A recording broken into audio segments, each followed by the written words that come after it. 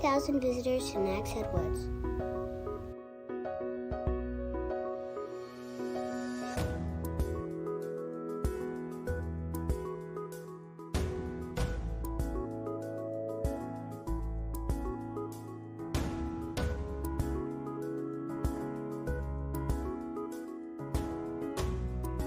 Nags Head Woods is one of the largest remaining maritime forests on the East Coast. It is also protected by the Big Sand Indians of Jackman's Ridge State Park.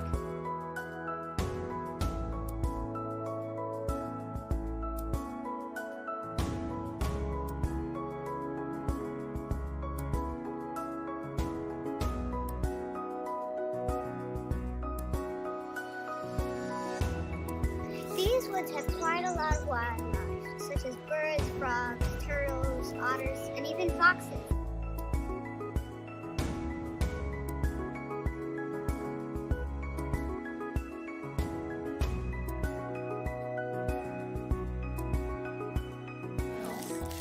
Look at the snail shell. Another snail. There's a bunch of snails down there. There's a snail in here. Oh, look at all those. Look at all the snails in there. There are a lot of trails here, even some for you if you're not a big hiker, such as me. It is also out of the wind, so you can enjoy the trails on a stormy day.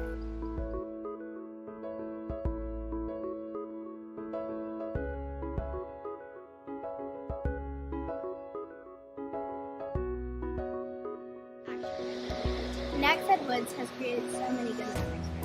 You can do the same for you. Bye! Bye!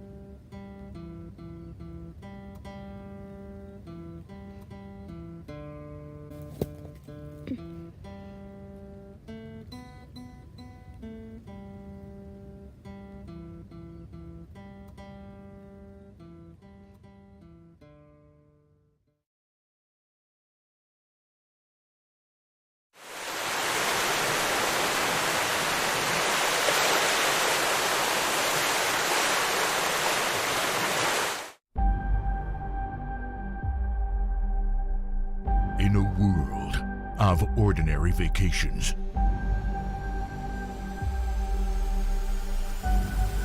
live the extraordinary.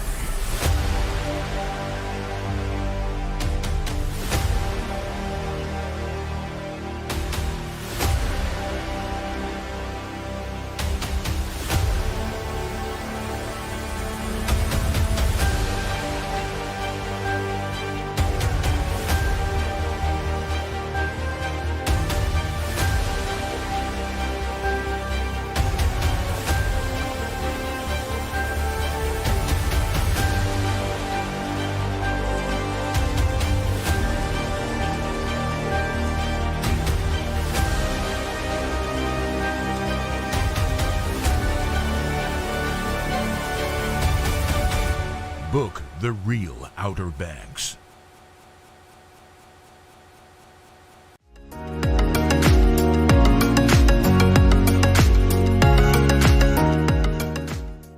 Hello again, everyone. I'm Chris, a volunteer here at the Wright Brothers National Memorial. We're back with another edition of Did You Know? This one is about why Kitty Hawk. Now why? It's a valid question. Why would two brothers from Dayton, Ohio come down to North Carolina on the Eastern Shore to do their flight tests and eventually their first powered flight? Well, once the brothers had their first glider designed in 1900, they figured they would need at least 16 to 18 miles an hour to get lift.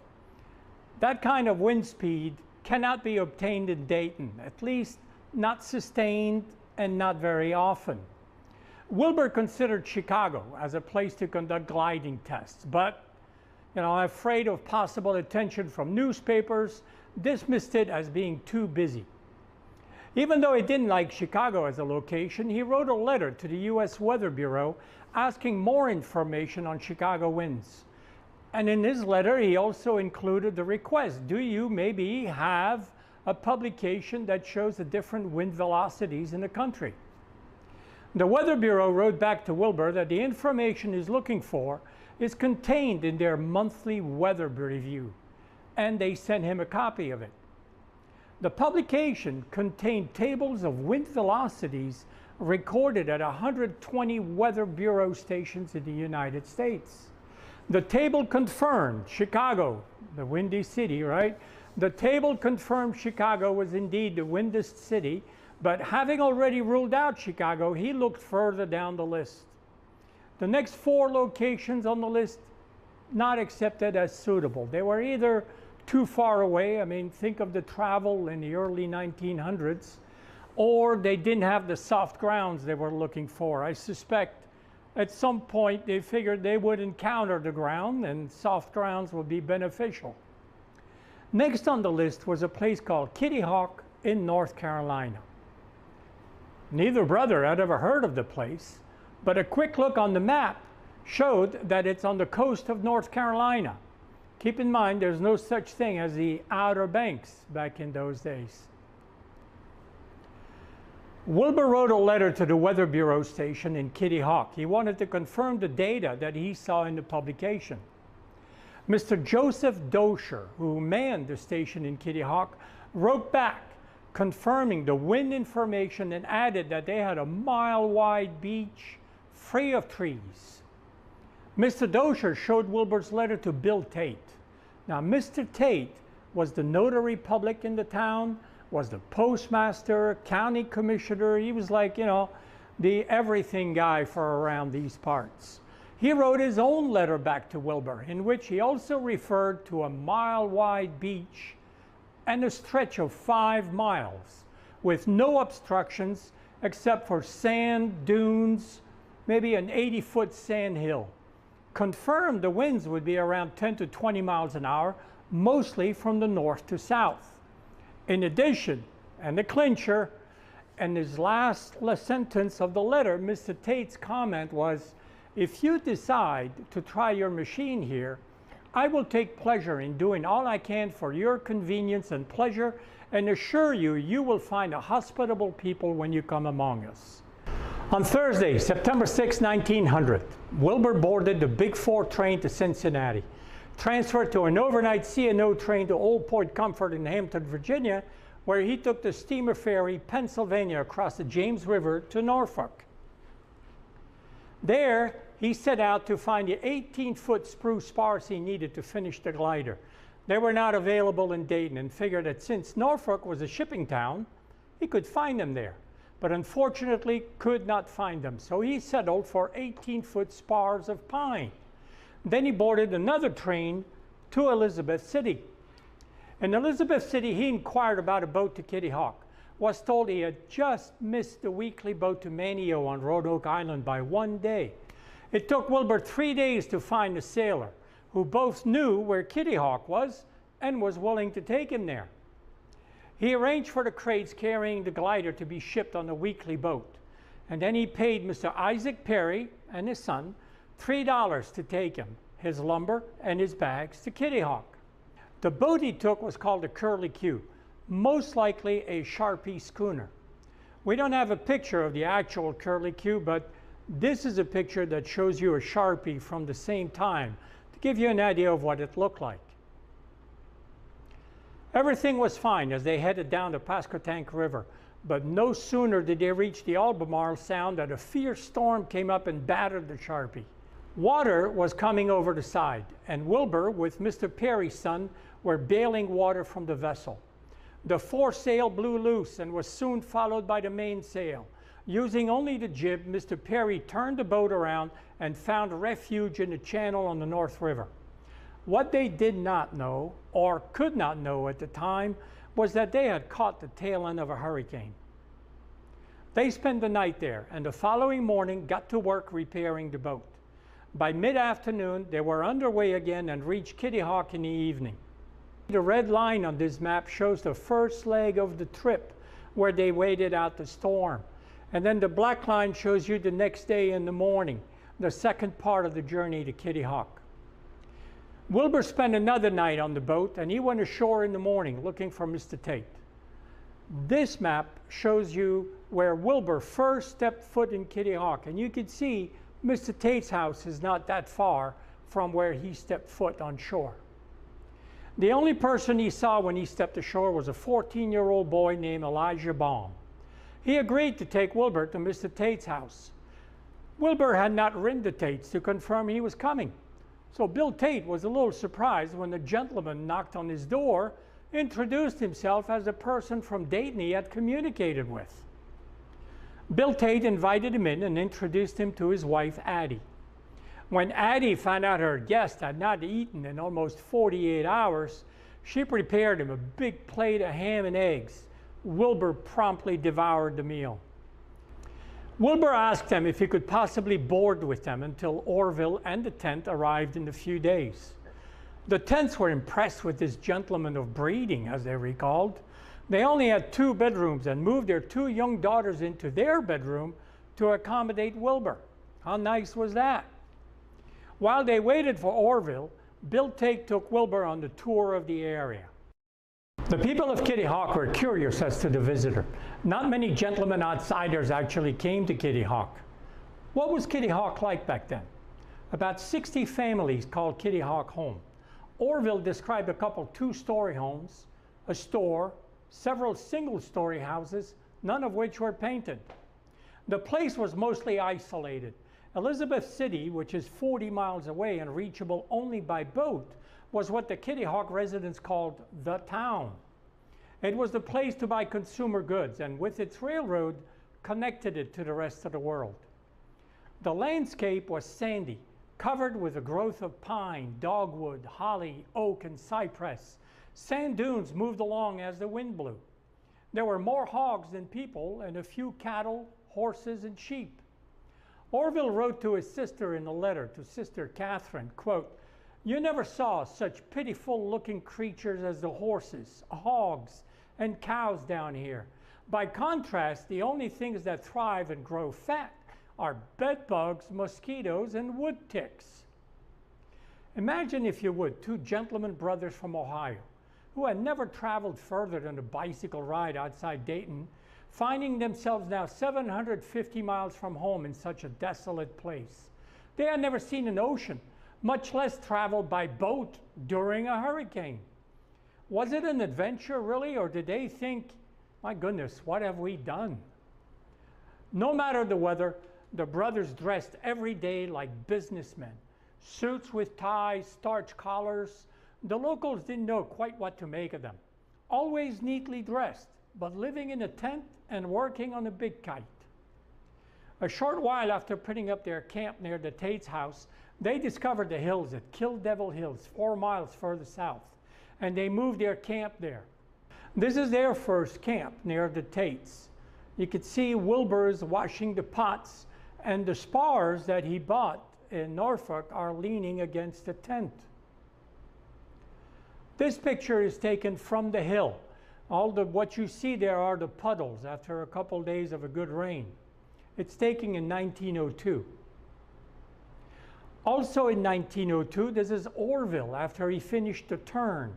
You can see he's heading back now towards the hill. They built this structure in 1901 to work on their glider, and they slept in a tent. They expanded it in 1902 to include living and sleeping areas. In this picture, you could see, looking left to right, was Octave Chanute, Orville, Huffaker, and Wilbur. And lastly, here's a view of the Kill Devil Hills in 1900. And today looks quite a bit different, doesn't it? If you've not been here, I hope you come and visit us. You can hear the entire story of the first flight here in Kitty Hawk.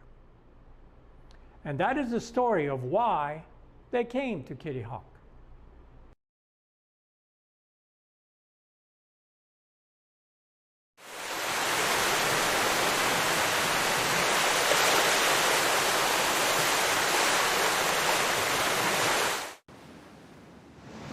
tide's starting to come in now.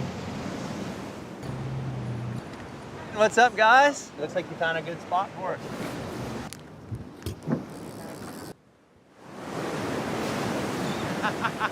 Yeah! Hey, I see mullet.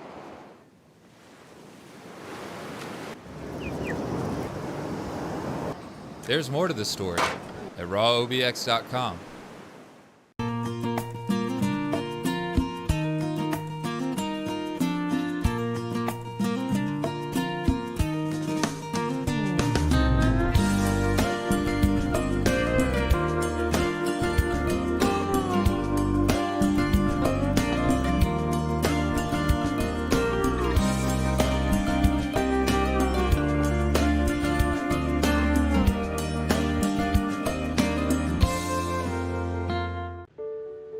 We have a basic human need to feel connected to nature, to the idea of something bigger, to one another.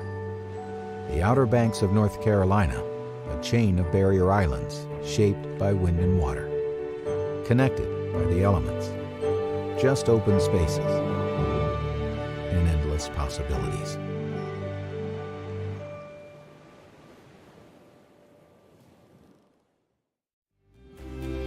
Treasure memories in Corolla Outer Banks. Go to CorollaNC.com.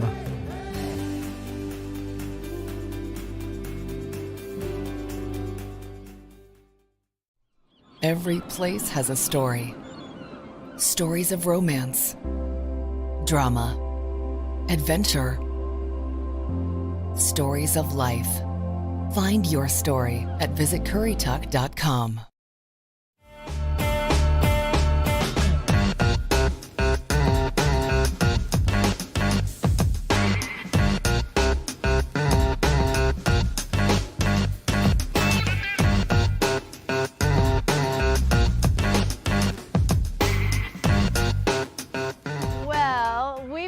Albemarle Queen, and we went down the Roanoke River and just had a great time listening to some nice jazz music and to meet a lot of nice people, and it was really smooth on the Roanoke, really nice, and you get a view of the town and of the area that you don't usually get to see. There was jazz, there was birds, there was water. What else do you want? It was great. Yeah, great view. Yeah, we saw an osprey, blue heron. I think it was fun. Yeah, I loved it. Great experience. Very relaxing to sit and like listen to live music while after a long day of like walking up and down the street like 100 times. Really good time. It was and it was so peaceful. The boat ride was very smooth. Very smooth. And we waved at all the other boats as they went up and down the river, and and the Marine Patrol from the other boats didn't even rock the boat because this boat was so big and so heavy. So it was a really smooth ride. Yeah. We saw deer, saw probably about 100 turtles. Yeah. Some of them were big. One was this big. One of the biggest turtles I've seen on the river. We saw some fish jump out the water. We saw lots of the helicopters go by from the helicopter station. Yeah, from the helicopter rides. Recommend it to other folks? Oh, yeah, it was so good. We felt really blessed to get to go on it, really.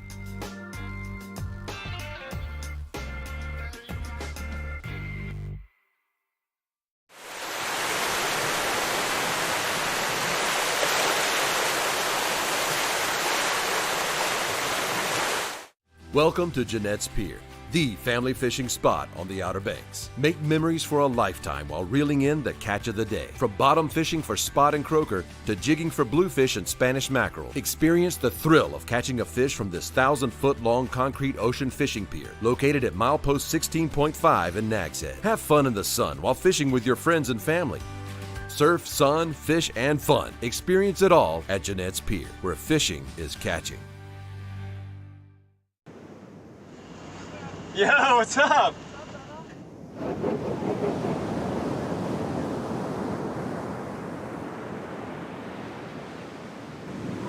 Yeah, Cyrus.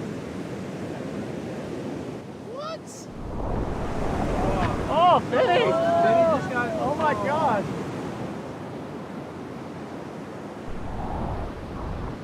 There's more to the story at rawobx.com. Connected to mainland North Carolina, yet seemingly a world away, Edenton is known as the prettiest small town in the South. Time passes slowly in the state's first colonial capital. The lure of historic sites, outdoor adventure, and friendly people draws visitors from near and far. Whether by car or boat, let our lighthouse be your beacon to a relaxing getaway on the Albemarle Sound. Find your Eden in Edenton, North Carolina, the South's prettiest small town. Kitty Hawk Kites is the adventure center for everything fun on the Outer Banks. Over 25 Outer Banks adventures to choose from. Thrilling experiences. Moments that last a lifetime. Fun for the whole family. Kitty Hawk Kites, celebrating adventure on the Outer Banks for 50 years. Find a Kitty Hawk Kites adventure near you at kittyhawk.com.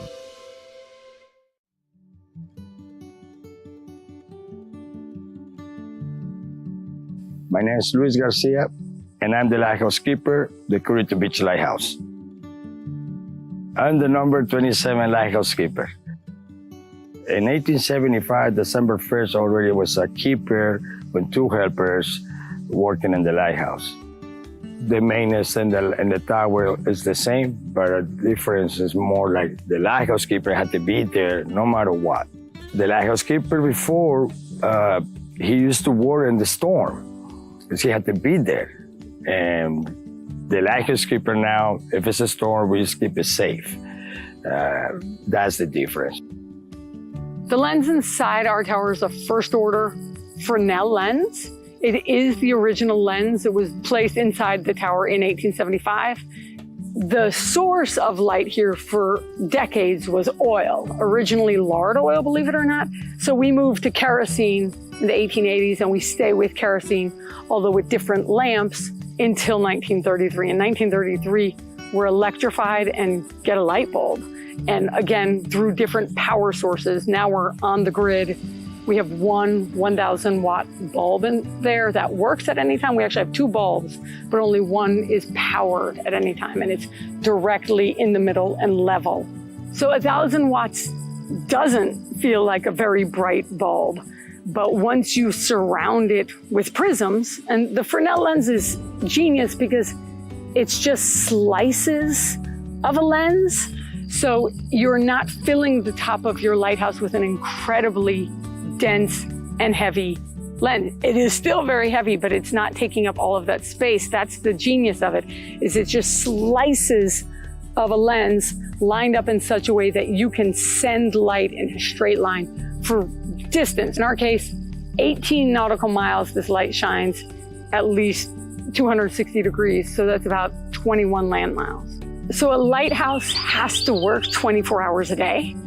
The Fresnel lens we have at the top keeps it working at night as long as there's a light source inside it. And in the daytime, a light source at the top of your lighthouse is not helpful. You need something else that the eye can see from afar. And that's why that our lighthouse is unpainted is important, because that's its day marker. Other lighthouses have a paint job, right? Black and white. All our North Carolina tall brick mortar lighthouses have black and white paint, except for this one. And in fact, if you had a light list, you would have had a light list out at sea, and you would have said, okay, in the daytime, I see a tall red brick lighthouse. I know where I am. And I know there are shoals there. And even though I'm trying to go south and stay out of the Gulf Stream, the most powerful current of water on the planet, I better not get too close to shore or I'm going to hit all those shoals. And I know that because my light list says this is where I am based on either the day marker or the flash of the flash pattern at night.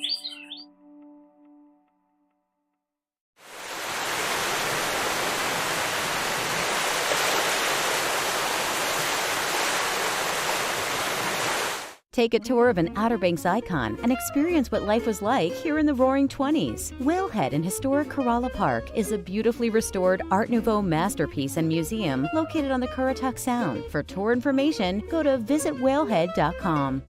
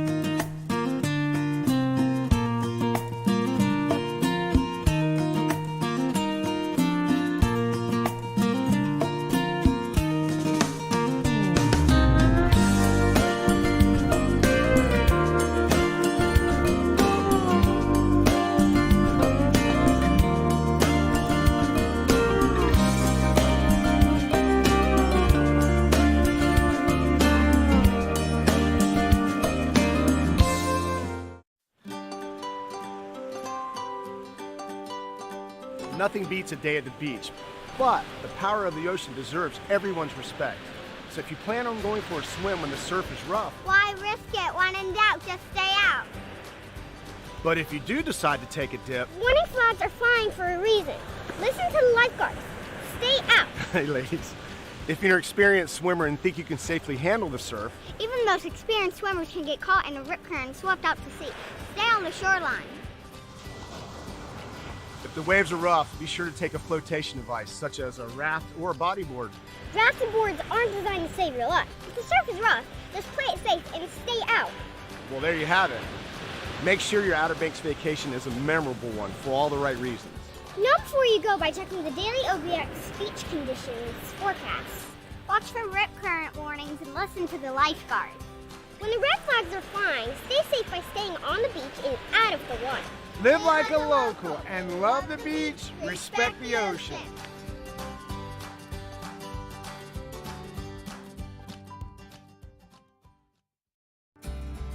The most famous rescue out of this station was in 1918. At about 5 miles offshore, the Merlot, which was a British tanker carrying a load of kerosene, was torpedoed by a German U-boat.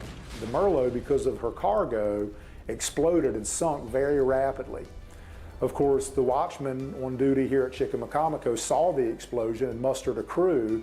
They launched the surf boat and finally got through the breakers after 3 attempts. On that 4th attempt, Captain John Allen and the crew managed to get the surf boat through the breakers and motored out toward the Merlot.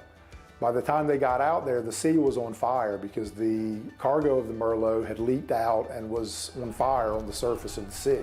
The boat, the 1046, is actually a motor surf boat, but once they got so close to the wreck, their fuel evaporated out of the fuel tanks, so they had to complete the rescue using their oars. And of the 51 sailors on board, 42 were rescued here at Chickamaucomico. The King of England awarded Captain John Allen with the Loving Cup, the crew of Chickamaucomico. They all received the Gold Life-Saving Medal for that rescue. It still remains today one of the most decorated maritime rescues in American history.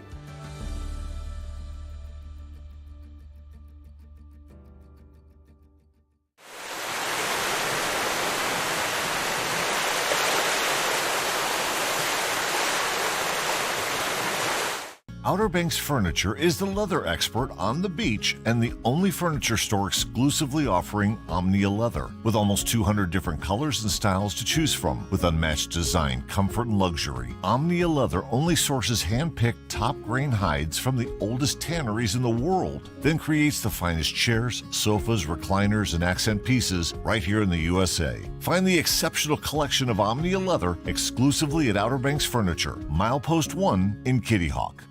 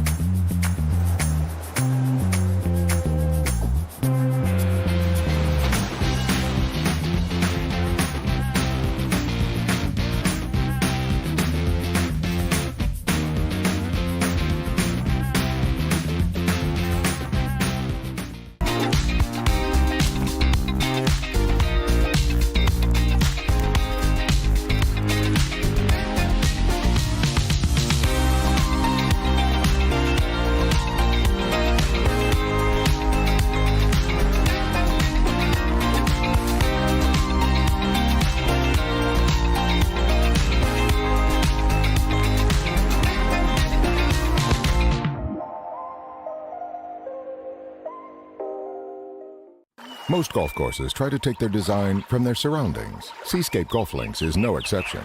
What is exceptional, though, is how the sand dunes and maritime forest combine to create beautiful, playable coastal links. With dramatic elevation changes and ocean views, Seascape Golf Links, an 18-hole championship golf course, milepost 2.5 in Kitty Hawk. Call for tee times and ask about midday specials. 261-2158. 261-2158. Seascape Golf Links, a must-play for those who love the game. Head up Highway 12 to where the road ends and you'll find the legendary Corolla Wild Horses, iconic historical sites, unique shopping and dining, outdoor events, and more. Take a day and find yourself here.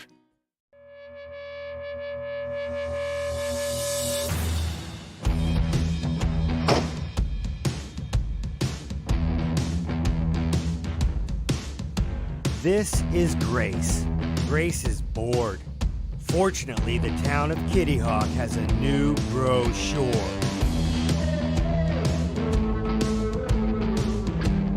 You can learn about flying and stuff.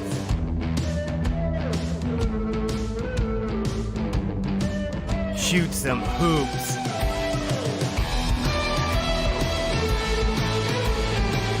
Check out some birds. No need to stress about getting lost. There's a map.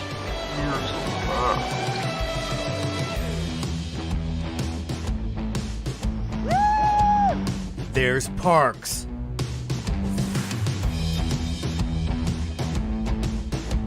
Catch a fish.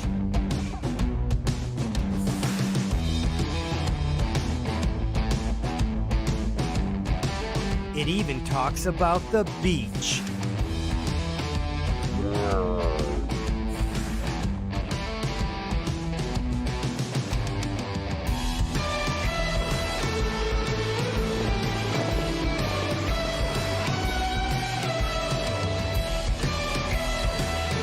This brochure has everything you need to know about the town of Kitty Hawk.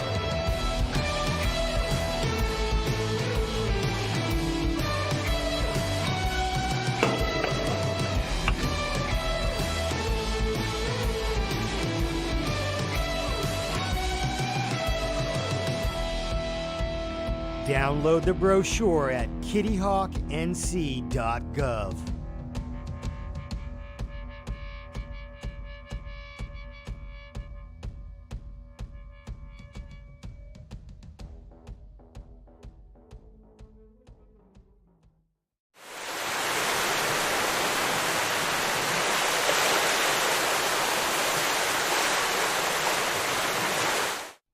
The water is what brought us here.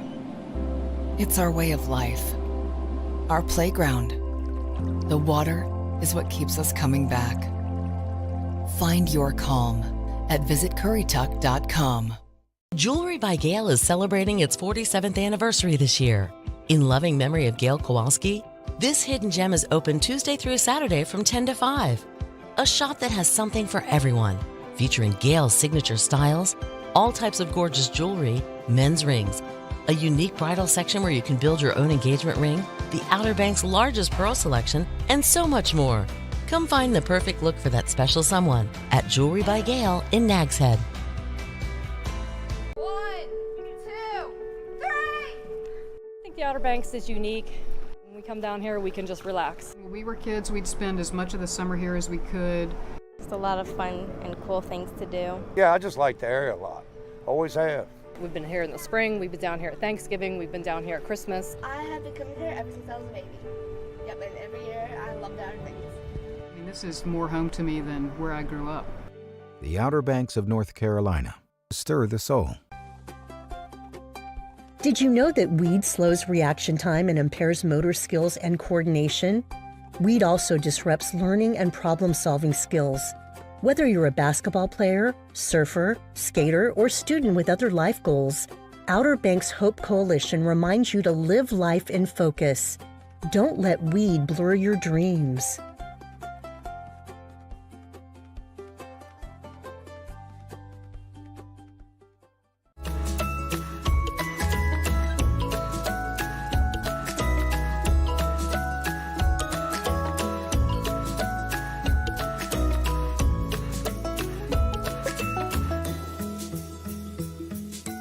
Hi, my name's Emily Lewis. I'm an invertebrate biologist here at the North Carolina Aquarium on Roanoke Island, and I take care of our jellyfish collection. So we have several species of jellyfish. Most of them are local and found around North Carolina waters.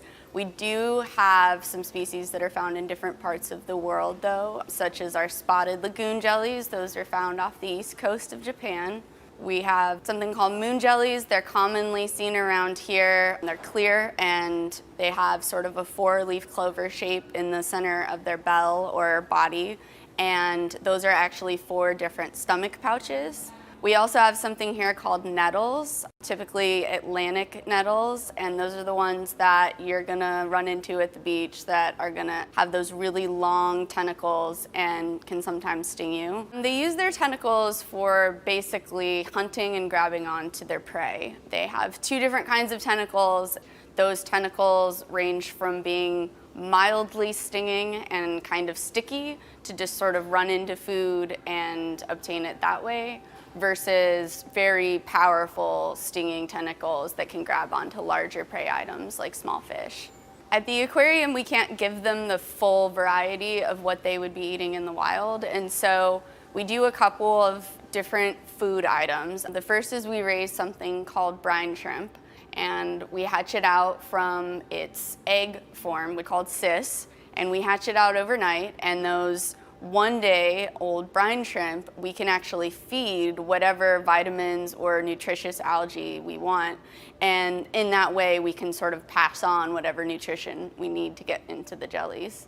Jellyfish are kind of free-floating, and they're technically considered to be something called plankton, so they don't have a lot of control over where they are in their environment. They kind of just get swept with the tides. And so for keeping jellyfish in an aquarium setting, we actually have to make specially designed tanks where we actually recreate what would be the tide or the current. And we have several different kinds of tanks depending on the species of jellyfish. One of the most common is something called a chrysal, but it's basically just a long rectangular tank that's very narrow with the corners cut out at the bottom, and that allows us to move the jellyfish around in a circle without damaging them. The moon jellies are in a cylindrical shaped tank, and that tank basically works by providing flow at the bottom, and we sort of have to balance the water just perfectly, and when we do that we can kind of get the jellyfish to float up in the main water column of that cylinder. They have a few roles in the ecosystem, but they're definitely food items for a lot of different animals. For instance, sea turtles consume them, a lot of larval fish consume them. There's a few different kind of animals that eat jellyfish. They also sort of play an important role as far as mitigating various other species in the wild. They sort of arrive in large blooms and they keep other animals' populations under control.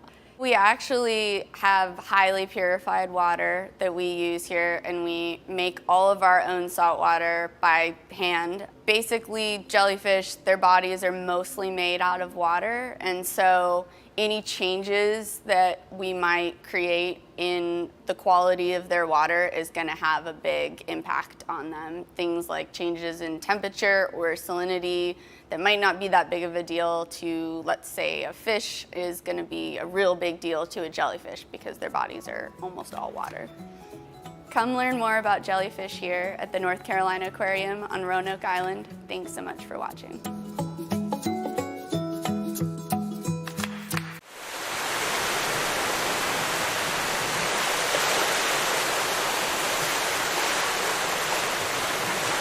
Hello, Santa here. Did you know that the Christmas Shop and General Store has the largest display of Christmas gifts and ornaments on the Outer Banks? From nutcrackers and collectible Santas to snowing Christmas trees and personalized ornaments, there's something for everyone. Discover a room full of pet-themed gifts and a breathtaking nativity display. It's a magical destination that brings joy to so many. We can't wait to see you at the Christmas Shop and General Store. The Wright Brothers National Memorial is an icon of the Outer Banks, known the world over as the location where Wilbur and Orville Wright proved that powered flight was possible. The National Memorial tells of the final chapter in the Wright brothers' experiments in flight. But on Moorshore Road in Kitty Hawk, there is another monument to Wilbur and Orville Wright's time on the Outer Banks. It is not as well known, for the Moorshore Road Memorial marker tells the beginning of the tale. On this spot, September 17, 1900, Wilbur Wright began the assembly of the Wright brothers' first experimental glider, which led to man's conquest of the air, erected by the citizens of Kitty Hawk, North Carolina, 1928. The original marker was relocated to the Kitty Hawk Town Hall in 1989, due to fire and weather damage, and a duplicate was put back in its exact place. The Wright Brothers National Memorial was an historic undertaking, marking the 25th anniversary of one of the extraordinary achievements in human history. The Moore Shore Road marker is a tribute to the citizens of Kitty Hawk and their determination to tell the world of their town's contribution. In 1985, Elijah Tate, the son of Bill and Addie Tate, the couple that hosted the Wright brothers when they arrived on the Outer Banks, told the story of the smaller monument to the Kitty Hawk Town Council. My father was connected with the Wrights, and they lived in our house. They came to our house, and they never lived anywhere else except our house during that first year that they were here. That inscription that was put on there was corrected by the Wrights. Dad sent that to the Wrights in Dayton, and they changed one word and sent it back to him as okay. It was paid for by the people of Kitty Hawk. Now, some, they paid $5 and some 25 cents, but those were hard times. 25 cents was very good then. So it was all paid for and dedicated, and my nephew unveiled it, and that was Elmer Woodward Jr. Kitty Hawk of 1900 was nothing like the thriving town it is today. Approximately 300 residents were scattered around Kitty Hawk Bay. The only people living on the ocean side were at the Kitty Hawk Life Saving Station and John Dosher of the U.S. Weather Station. They were the only residents with regular employment. Everyone else earned what little they could from fishing, hunting, and farming. The legacy of the Wright brothers can be seen all over Kitty Hawk, from the site on Moore Shore Road, where they assembled the first gliders, the Kitty Hawk Life Saving Station, where they first telegraphed the news, streets and trails dedicated to their honor, and the monument to a century of flight. Kitty Hawk is proud to share in the global significance of the work of the Wright brothers.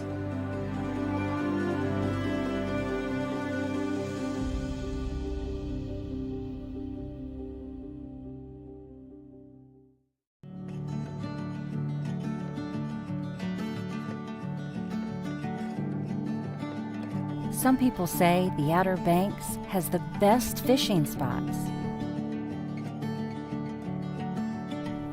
Some people talk too much.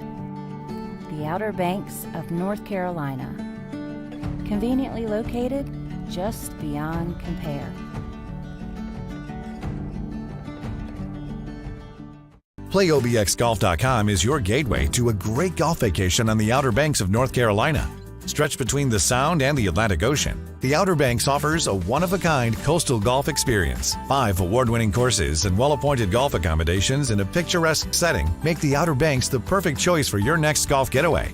And fall is the perfect time to experience the best weather and the best course conditions of the year.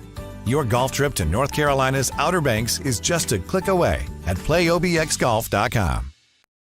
Around the corner from the Albemarle Sound, Edenton Bay provides a scenic backdrop to its namesake town. Once a port for North Carolina's first colonial capital, today the waters attract travelers looking for calm, not commerce.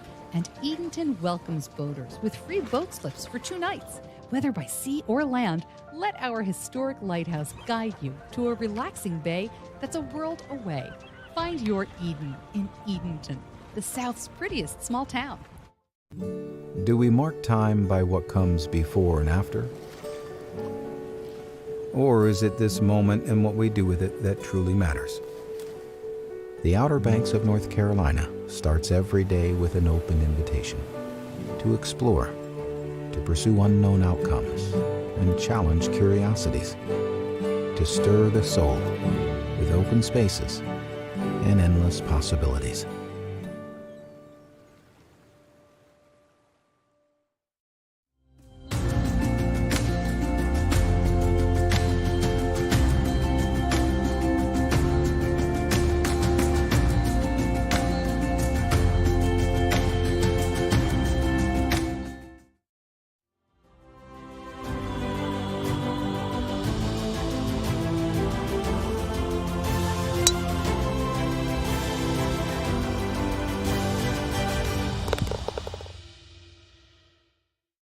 Just across the Wright Memorial Bridge on the Currituck mainland, you'll find one-of-a-kind shopping, dining, and recreational experiences await you. Don't let memories you'll treasure pass you by on the road to the Outer Banks. Find your treasure at visitcurrituck.com.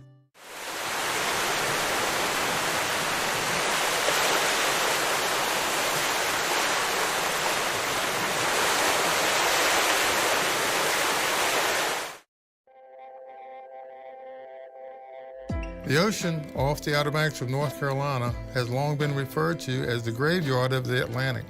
There are literally thousands of shipwrecks up and down the... I was raised in Kitty Hawk, so growing up, the ocean was my playground. Swimming in the ocean, surfing, fishing. We're surrounded by water. It's part of who you are, and it's part of your makeup. When I was in high school, I did the swim team, and my boss was the swim coach at the time. And he talked me into lifeguarding, and that definitely changed my life. And it taught me a lot of responsibility. And I earned a whole new respect for the ocean. It's a lot of physical work, it's a lot of mental work. You deal with water calls to medical calls on the beach to public service calls. But I loved the fact that I could take my local knowledge of what I knew of the ocean growing up here and use that to help other people. My name is Jacob Bolden. I'm from Stafford, Virginia, and I've been with Hatteras Island Rescue Squad for 3 years now. I do what I do because I love saving lives. Ever since a little kid, I was asking my grandpa all about accidents and how do you save somebody. So ever since I was little, I've loved being able to help people. Every day is a new day here at Hatteras Island Rescue Squad in the beaches, and it's a different experience, but having a fun time while doing it. One of the best ways to keep people safe is being well prepared. We do a lot of preparation. We have water rescue training every Sunday. We prep the skis before going out, making sure they're running, make sure all of our equipment's ready to go in the truck so that if we do get a call, when we get out there, we don't have any hiccups. My name is David Elder. I've been a lifeguard in the Outer Banks for 25 years. I came down here for a weekend in 1991 and I stayed. This job is about relationships. Everybody you meet on the beach, they come here for their time on the sand.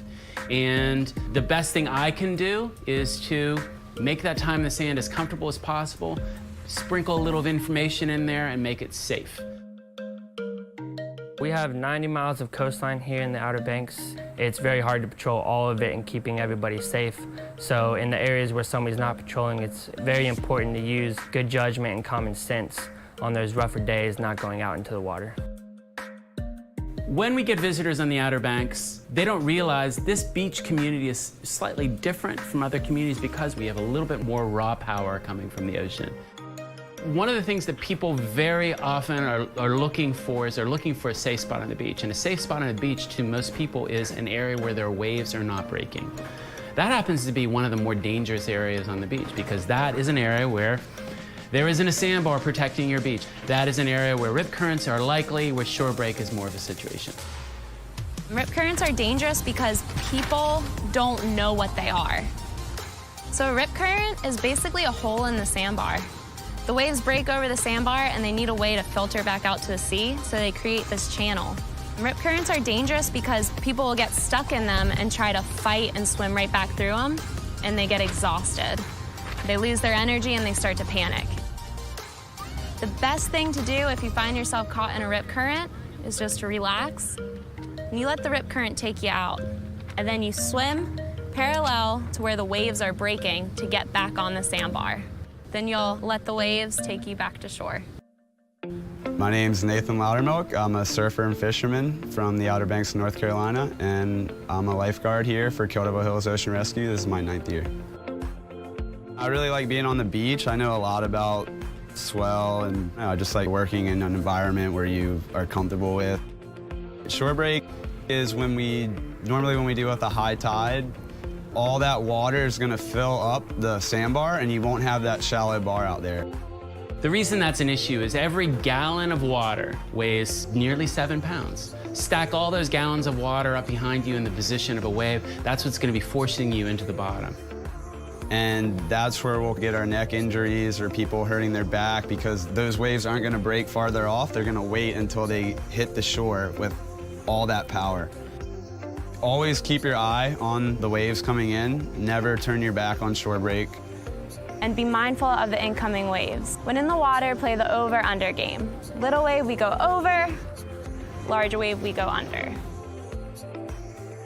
Lastly, maybe most importantly, is knowing your limits. Understanding your physical abilities, knowing what conditions you can handle, and if you're beyond your capabilities, stay out of the water. You know yourself more than anyone. You know your physical limits that you have. So just use common sense and good judgment when going out in the ocean. When the life-saving service was created in 1871, they did it because of their willingness to put themselves in a position to save a life. In life-saving, it's a lot about physical stamina. Well, thankfully, we see that in the young adults today. They're going through a training regimen of calisthenics, running, swimming, water rescue reenactments to make them more comfortable with a rescue. Training is a massive part of our job. It's really important to put ourselves in physical and mental stress during training so that when an emergency happens, we're ready to respond and we're there professional and we know exactly what to do. This Outer Banks family of lifeguards that I live with and work with, a good day or a bad day, they come running for each other. Whether we work together directly, we always have each other's back. The ultimate goal as a lifeguard here, our perfect day, is for everyone on the beach to be happy, to be well informed of the conditions, and to have a fun, safe vacation. Text OBX Beach Conditions to 77295 to sign up for daily beach forecast and condition reports. For terms of service and privacy policy, visit obxalerts.com.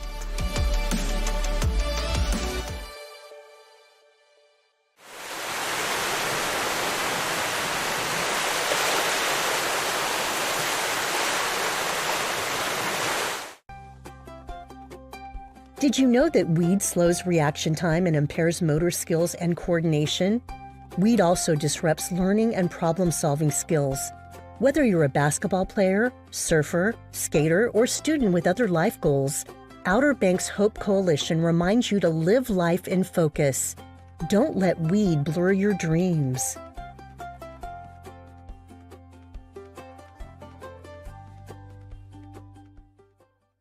Kitty Hawk Kites, celebrating 50 years as an Outer Banks family tradition. For thrilling adventures, lifelong memories, and fun for the whole family. Unique gifts, kites, toys, footwear, and quality brands like Life is Good and Natural Life. Kitty Hawk Kites, a pure Outer Banks family experience since 1974. With locations from Corolla to Ocracoke, find a store near you at kittyhawk.com.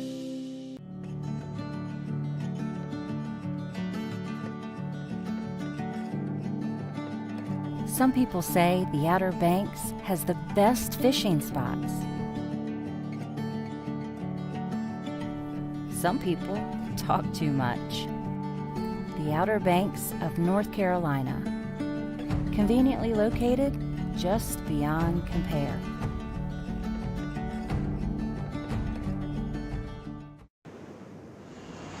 Yo, what's up?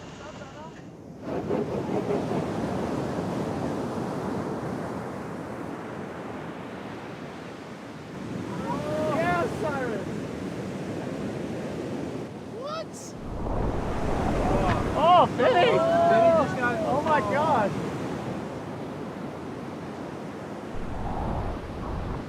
There's more to the story at rawobx.com.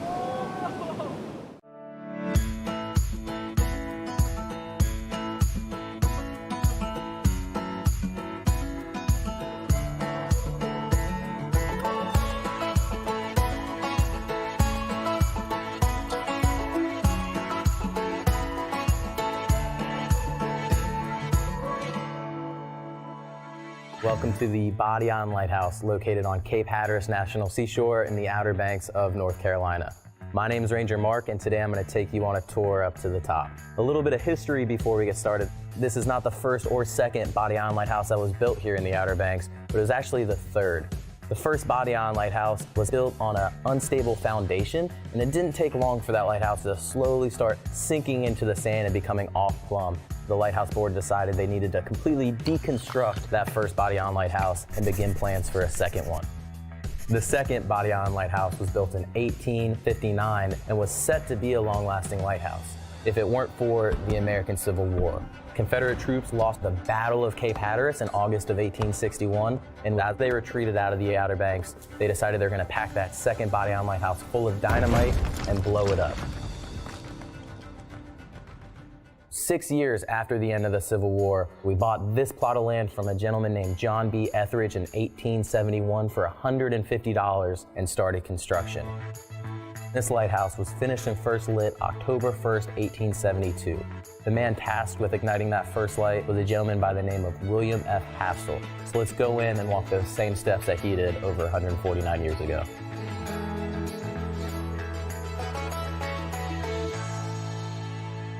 As you walk down the hallway, you'll notice this black and white marble flooring that was brought here from Baltimore, Maryland. It really highlights the fact that the Lighthouse Board, when building these lighthouses, not only built it for a sense of function, but they really wanted to show pride in these lighthouses and make them architectural treasures.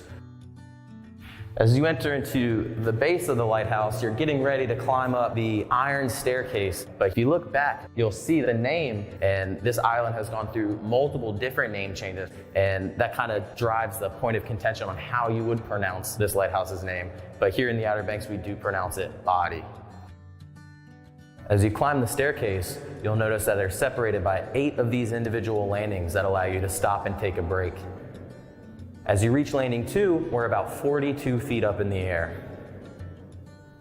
As you climb, you'll also notice markings on the support beams labeled Phoenix Iron Company. That is because all of the iron used came from Phoenix Iron Works out of Phoenixville, Pennsylvania. As you reach landing 5, we're about roughly at the halfway point of your climb. You can stop, take a look out of our window at the double keeper's quarters before you make the rest of your trip up. As you make it to landing 8, you'll come into what the lighthouse keepers call the watch room.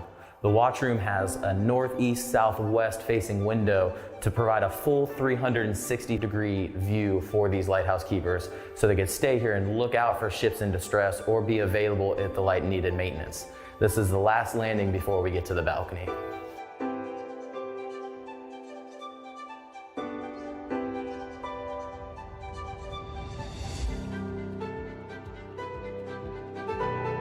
Welcome up, you made it.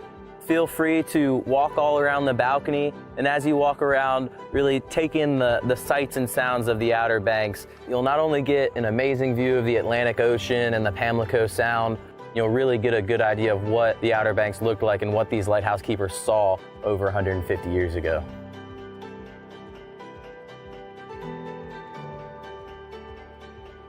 One last thing I'll show you before we head back down, and that is the lantern room where we keep the first order Fresnel lens that sits atop the Body Island Lighthouse. Our first order Fresnel lens is the largest order of Fresnel lenses built and features 336 individual glass prisms brought here from Paris, France over 150 years ago, used to magnify and refract light out to be seen up to 19 miles out to sea. The first order Fresnel lens was an invention created by French physicist Augustin Fresnel in the early 1800s. Thank you for visiting Cape Hatteras National Seashore, and thank you for climbing with us. We hope to see you next season.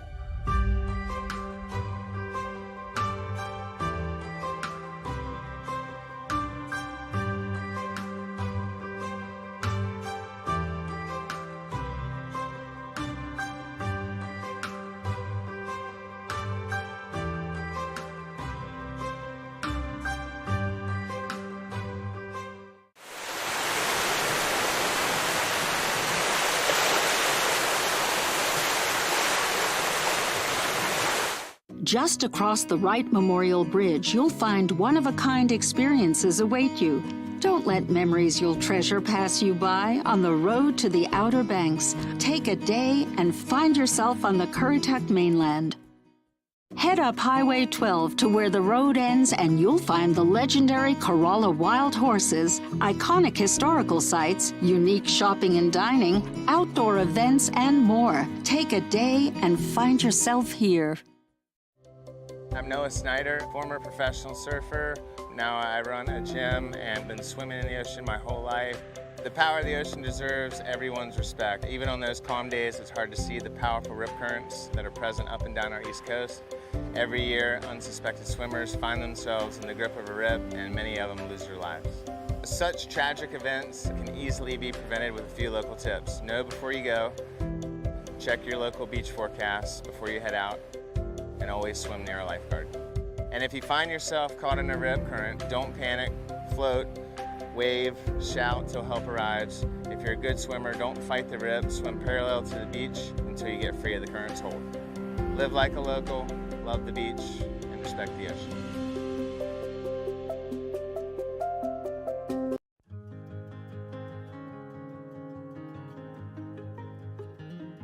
Richard Etheridge was a slave who was raised on Roanoke Island. He is believed to be the son of his master, John B. Etheridge. He was born in 1842, and although he was a slave, he wasn't treated as a slave. He was raised in the Etheridge's household. He was taught to read and write. His experience was a little different than slavery as many people know it because he was educated. Shortly after the Battle of Roanoke Island broke out here during the Civil War, he joined the 36th Regiment of Colored Troops and fought in the Civil War, and ultimately rose to the rank of a sergeant before returning back to Roanoke Island and beginning his career here. When he returned, he got married, he farmed and fished, and he joined the United States Life-Saving Service. Here in the Outer Banks, they had what's called checkerboard crews. So blacks could serve in the United States Life-Saving Service as surfman number 6, which would have been the lowest in rank. And that was no different for Richard Etheridge. He served at the Body Island Life-Saving Station, which would have been very near where the Body Island Lighthouse stands now. A pretty remarkable thing happens because Richard Etheridge was surfman number 6 for 5 years, the lowest in rank. And then in 1880, he is asked to be the keeper or the captain, the head person in charge of a neighboring station, the Pea Island Life-Saving Station. There was a shipwreck that had occurred. The former keeper of the station was accused of not handling it properly. So Etheridge was asked to take charge of that station. So he goes from the very lowest in rank to the very top in rank. It's still shortly after the Civil War. Now, the first thing that happens is the white surfmen that were left at Pea Island Station refused to work for him, couldn't work for him, didn't work for him, but so they left. This is how the all-black Pea Island Life-Saving Station starts. So the station just continually gained a reputation of being one of, if not the best station on the coast. They are most known for a rescue that occurred in October 1896, the rescue of the schooner E.S. Newman, a schooner traveling down from Providence, Rhode Island. Who's on board? The captain, his wife, his 3-year-old son, in the middle of a severe storm, a hurricane. So the captain of the E.S. Newman grounded the ship. One of the surfmen, Theodore Meekins, who was on patrol, thought he saw a flare. And he went and he grabbed Keeper Richard Etheridge, and then they see another flare. And they realize that a ship is in trouble. They couldn't launch the surf boat. They couldn't use the Lyle gun. So Etheridge basically asked for 2 volunteers, 2 of his best swimmers. and they tie ropes around themselves. And they swim out to the E.S. Newman. And while Etheridge and the other surfmen are at shore holding that line. And the rescue starts at 9 p.m. And by 1 a.m. in the morning, they had rescued all 9 on board. One of the most significant rescues probably in the history of the United States Life-Saving Service, especially considering the method that they performed the rescue. 100 years later, in March 1996, Etheridge and his crew were posthumously awarded the U.S. Coast Guard Gold Life-Saving Medal. He died at the station at 58 years old, believed to be due to malaria. But even after Etheridge died, the station continued having African-American keepers and African-American crews until it closed in 1947. Etheridge really opened the door of opportunity for so many African-American men from around here to join the United States Life-Saving Service and subsequently the United States Coast Guard.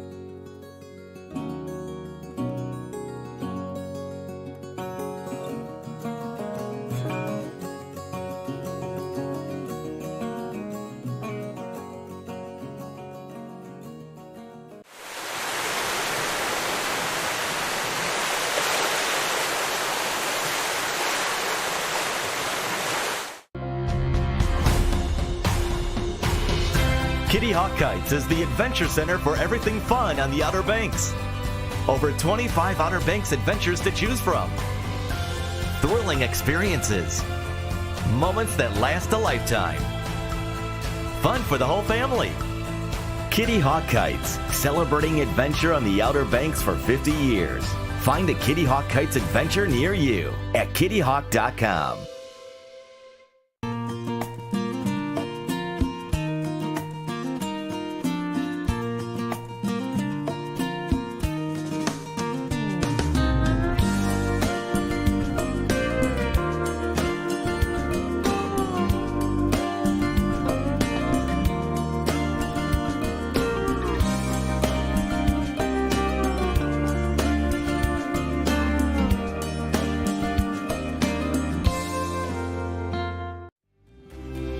Treasure memories in Corolla Outer Banks. Go to CorollaNC.com.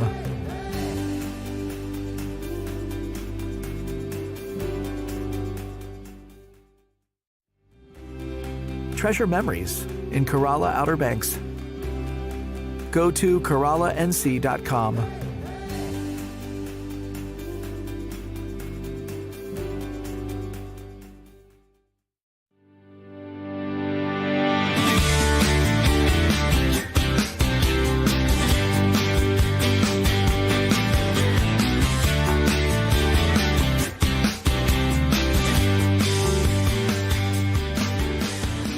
Columbia's a great stop when you're headed to the Outer Banks. Not only have you probably been driving a long ways to get here, you want to stretch those legs, and there's multiple, things to do that. Get out, walk around. The Scuppernong River Festival in October, it's always the second Saturday in October, is one of my favorite things. I love how everybody that seems to have a talent here comes out and gets to showcase that in one of the booths that we have. It's fun to see the parade and all the different entries in the parade. Really slow down and take in nature and take in relationships and take in just a sense of home, kind of. And I think that's really important for us. If you want to come here, they can come on the river, have a nice slow ride, relaxing ride. Once they get here, they can get out. They can walk downtown. We have all the nice little shops, the little places where time just kind of slows down a little bit for them and they don't have to rush. What made Columbia special for me was just the beauty of this place. I mean, that's a big checkbox for me, and also just access to the beach and other little, just really sweet communities close by. But by far, the biggest thing that made me want to stick around was having access to an arts community and the people that come here, and it just made it just the perfect place for me. I would like to tell people that when they arrive here, what they're going to find is a really warm community and very walkable. And you're going to find little restaurants and Poquoson Arts galleries, things that you can enjoy, and plenty of places to sit down and just, relax, take a load off, and enjoy watching the wildlife on the river. Yeah, and coming to take a class at Poquoson, for sure.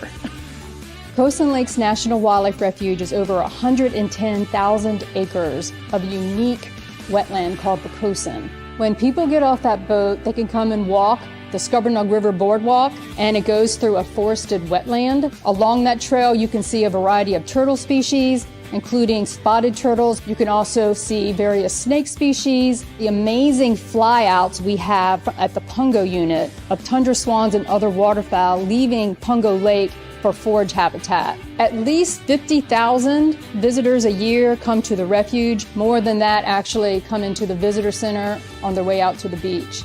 And as for the people coming on the harbor town, I hope that when they come in, that they see this whole waterfront, and it's going to be nice, and it's going to be like, wow, we got to check that place out. Look how cool it looks. I just want them to be able to say, hey, this is Columbia. We need to stop here.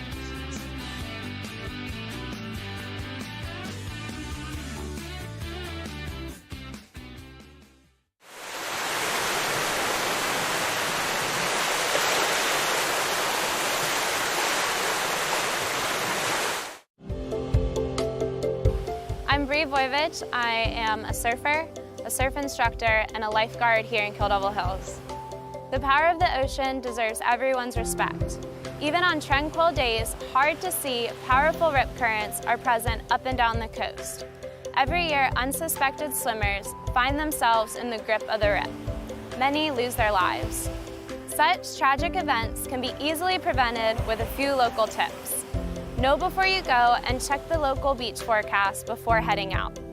Always swim near a lifeguard. And if you find yourself caught in a rip current, don't panic, float, wave, and shout until help can arrive. If you're a good swimmer, don't fight the rip. Swim parallel to the beach to break free of the current's hold.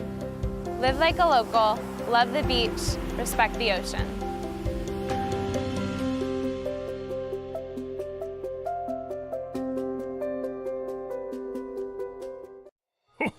Santa here at the Christmas shop and general store, where ornaments are everywhere. Stroll down our Cravings and Confections hallway for sweet and savory surprises, coffee, macaroons, hot dogs, even Skittles and popcorn. Then head to the OBX room, just left of the lobby, and grab a personalized ornament to remember your trip. Locally made treasures and holiday magic only at the Christmas shop and general store.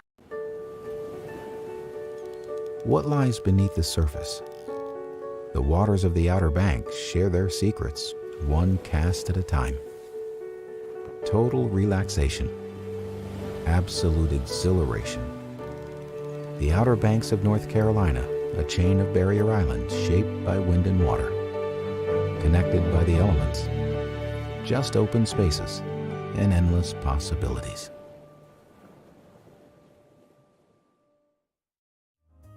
No visit to the Christmas shop and general store would be complete without a visit to the wine cellar. So come see me, Joey, where we offer free wine tastings Monday through Sunday from 11 to 5 p.m. Here at the Christmas shop and general store, we offer O'Reilly's Country Cream. If you like Bailey's, you really should try some of this. We've got it in original butterscotch as well as salted caramel. Come by and try some today here at the Christmas shop and general store, where we're not just a wine store, we're a wine experience.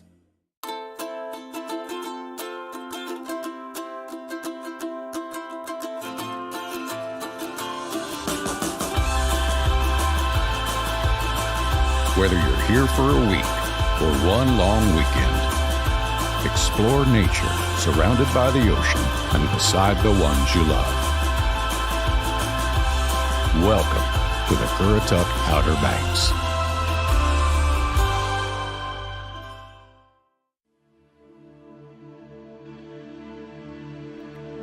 At the Nags Head Town Hall, just outside on the lawn, sits a shipwreck. The wreck was first spotted in 1975. uncovering itself on the beach a mile south of Whalebone Junction. In 1978, during a storm, the wreck was dislodged and drifted north to Jeanette's Pier, where it battered pilings, destroying 9, until finally washing ashore. Subsequently, with the help of multiple agencies, the wreck was moved to where it lies now. Since then, the shipwreck has been researched in great detail by archaeologist Nathan Richards from East Carolina University. We started to study the Nag's Head wreck because it's sitting there, and it's not very often you see a shipwreck in a parking lot. And being an educator in relation to maritime archaeology and maritime history, and working at UNC Coastal Studies Institute and with East Carolina University, it's a great opportunity for my students to see how a ship of this era is constructed without having to put their scuba gear on. It's also very interesting because it had an identity. As we looked into this, sort of in the process of doing reconnaissance on a range of different shipwrecks up and down the coast, it became pretty clear that there's a lot of potential candidates that it could be. It's pretty clear it's not the Francis E. Waters, which is the name it got stuck with. And so it's a bit of a mystery story, and then archaeologists like to use their detective skills and thinking about all the different evidence that we can collate in order to come to our conclusions. And of course, even having the mystery is really important and really interesting to me because it is the graveyard of the Atlantic, and we like to think we know all the wrecks. There's thousands of shipwrecks. There's, probably over 5,000, maybe 6,000. We don't really know. So it's a continuing sort of interesting story about the past coming back and visiting the beach. So if you deconstruct the history of the wreck from the records that we know, and this is predominantly from the underwater archaeology branch's site files, the wreck showing up in the 1970s, and it's a bigger wreck than the piece that we see today. So over time, it's broken apart during the wrecking event, and then it's continued to sort of come to pieces until it's placed in the parking lot in the front of the town hall. So trying to convey that information to the public is really interesting. A few years ago, a student at ECU, David Butaro, a master's student, he did a reconstruction project on this. And that was really illuminating because it doubled down on this idea that it can't be the Francis E. Waters. The Francis E. Waters is a 149-ton vessel, whereas the timber suggests something much larger, something in the range of 1,200 to 1,500 tons. And so right now we're pursuing a project to look at its current state of preservation and to see if we can perhaps do some time-lapse measurement. And our hope is that that's also going to let us re-examine the way that that vessel was constructed and draw us back into the historical record. And so while we're not setting ourselves the goal of definitively identifying the wreck, we're hoping that future study might inadvertently identify the wreck. And that's really exciting for me because then you have the opportunity to open a whole new chapter, sort of the story of the wreck. It might be a surprising vessel. It might be a vessel with a very rich history, and invariably, whatever it is, it's still part of Outer Banks maritime history. So we're planning on doing this over the next 12 months, planning a project, and then starting to do some three-dimensional modeling of the site to help us fulfill these aims. As an archaeologist, I'm interested in the preservation of these kinds of sites, really anywhere. And so we see this having experimental potential. What can we learn about the state of preservation of this vessel? Can we help stabilize it, or can we come to decisions about its future? That will hopefully have some bearing on the future of the Nag's Head wreck, but we could learn some things that we could extrapolate and infer onto other wrecks, whether it's another wreck somewhere sitting in a similar situation, whether it's a wreck about to be pulled out of the beach for some reason, and we can learn from the history of what's happened to the Nag's Head wreck. So there's layers of reasons to care about it, I think.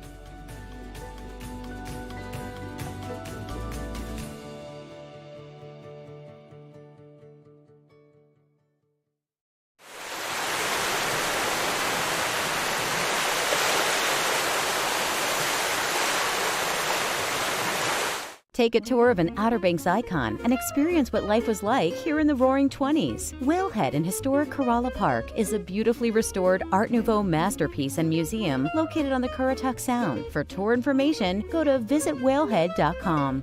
Despite what you've heard, 911 cannot locate you immediately when calling from a cell phone.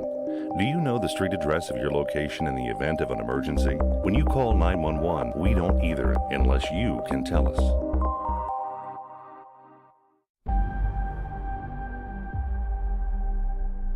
In a world of ordinary vacations,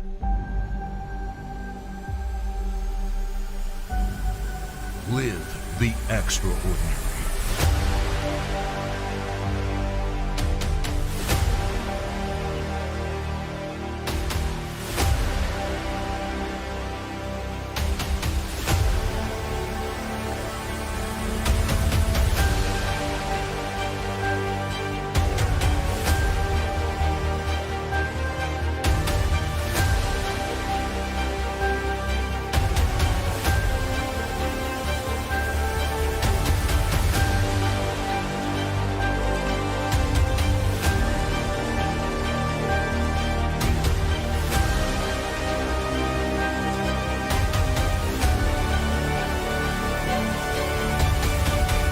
Book the real Outer Banks.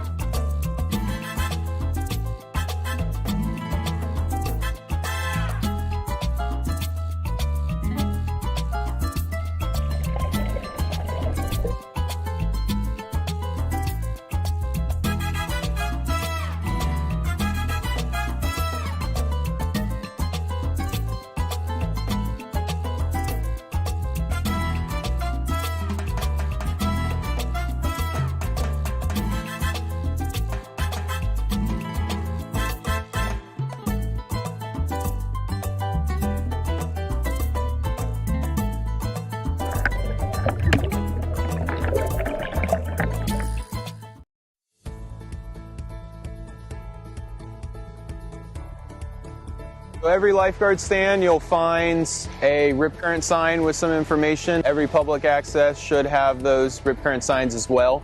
Rip currents account for about 80% of our rescues, and we can see approximately 200 to 300 rescues due to rip currents every season. A rip current is a long, narrow, strong current of water flowing out to sea. So basically, as water comes in and waves come in, those waves are going to break on the shallow sandbars, and you're going to see them white cap and that water moving in. All that water and all that energy coming in has to make its way back out. So it's going to find these deep pockets, these breaks in the sandbar where all that water can collect and funnel back out. So you might see it's deeper, it's a darker discolor. You might see foam pulling back out, and it'll kind of look like a river flowing back out to sea when it's strong. A big thing we can say is talk to your lifeguard, ask them where the rip currents are that day, let them show you where they are, how you spot them, and then having flotation is one of the biggest things. Always kind of have something with you out when you're in the ocean that you can float on. A boogie board, a life vest, a surfboard, anything that could float you if you find yourself in trouble. Yeah, so if you find yourself in a rip current, biggest thing is don't panic. A lot of rescues become worse when people start to panic. They try to fight the current back in and they overexhaust themselves. So back to flotation, that's the biggest thing we try to harp on, having something you can float on, and you could sit out there as long as you need until we can come help you out of it. A lot of new studies are showing that rip currents often cycle people back in.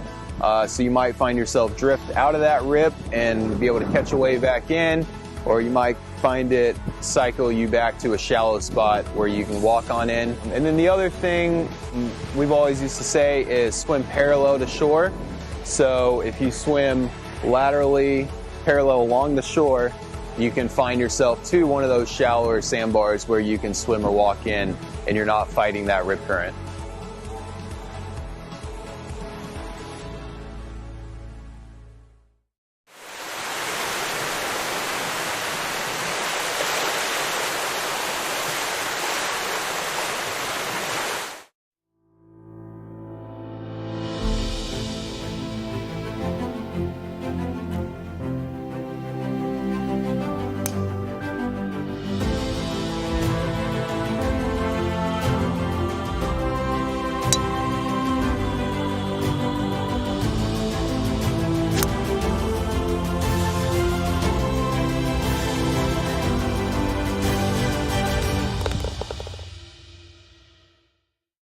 by Gail is celebrating its 47th anniversary this year.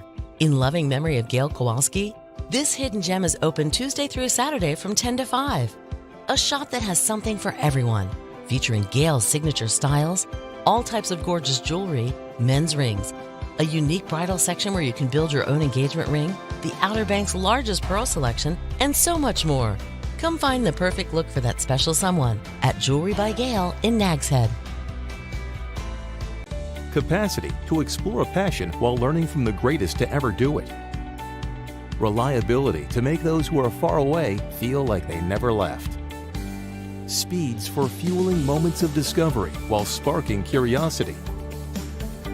It's not just internet, it's a gateway to opportunities you never even knew existed. Ripple Fiber, multiplying potential for you, your family, and the community.